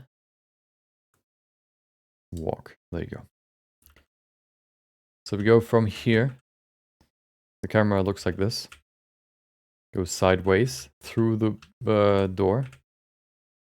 Okay, hey, we have this cool museum here. Look at these cool paintings. Going through them. And then at some point it turns around. Hey, what is this cool frame there? Goes through the frame. We get into this world of whatever. Jellyfish. Rainbow jellyfish. Then we see we're underwater in this boat scene. Okay, then we go up through the water and we see, oh no, Suzanne, scuffed Suzanne, trying to get us. We need to hide or whatever. We need to run away. So let's go up here into this tower. Hold on, so we can see from here. Look at this, not at all scuffed tower that we go into. We go into it, and we are in the last scene, which is this what is it, night scene? And we go into this puddle to go to the first one again. Maybe I'll adjust it a little bit, but that's the general idea. And that's what we've finished today. Especially this one has taken quite a long time, but this one is, I think, quite far now already. So it doesn't need that much refinement, maybe compared to the other ones. But I'll do all that. Yeah. Hopefully I could finish all that somehow, this week.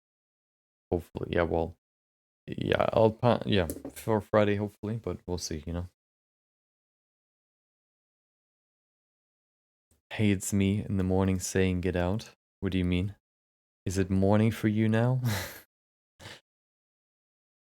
That's pretty smooth. Yeah, I like the transitions. I wanted to make them so that they're sort of they have like a theme to them, or they work quite smoothly together. Just imagine a house that was structured this way. Like, oh wait, I'm bored watching the galaxy. Let me go to my, how do I get to my boat again, or my underwater coral reef? Let me go through the museum real quick, and then, through the, through my picture frame, swim through the jellyfish, and then finally, I am at the boat. But then problem is, the fastest way back to, back to the galaxy is I need to go through here. See this horrible monstrosity. And then go through here again. And then I have to get rained on by the rain in this room. Before I have to jump down to this hole. Zip. Oh. Oh, no. There you go. And then I'm back. If I haven't broken my bones, I'm back at the beginning. The crazy monkey is me. Okay, there you go. This will conclude what we're gonna do today. I thought we can go into colors. Unfortunately, we couldn't. But, stay tuned for the final result whenever that's going to be posted. It's going to be a video next week, so that's going to be already the plan, but, maybe I'll post it beforehand on Instagram or whatever. Maybe, we'll see. But I'll have a lot more work to do, so it's going to be a while. I think what I want to do is I want to add the camera at the end, because there are some things that I want to optimize when it comes to where the camera looks. So basically, I don't need to touch anything that the camera doesn't see. But I think there's a lot more that I can add before I need to add the camera. So yeah, there's a lot more that I want to do before I add the camera. Keyframe the motions of the camera going. Yeah. That's gonna be a little bit later. Okay, yep. But that's gonna be it for today. Thank you for joining. Thank you for watching. Thank you for chatting. Thank you for listening or just being here. Hope you enjoy the rest of your day. Maybe I'll see you next time when I'm gonna announce when I'm gonna stream. I don't know when that will be. Probably not next week because I'm gonna edit the video. I don't know if I'm gonna finish it over the weekend, but yeah. Hope you enjoy the rest of your day. Maybe I'll see you next time. Until then, take care.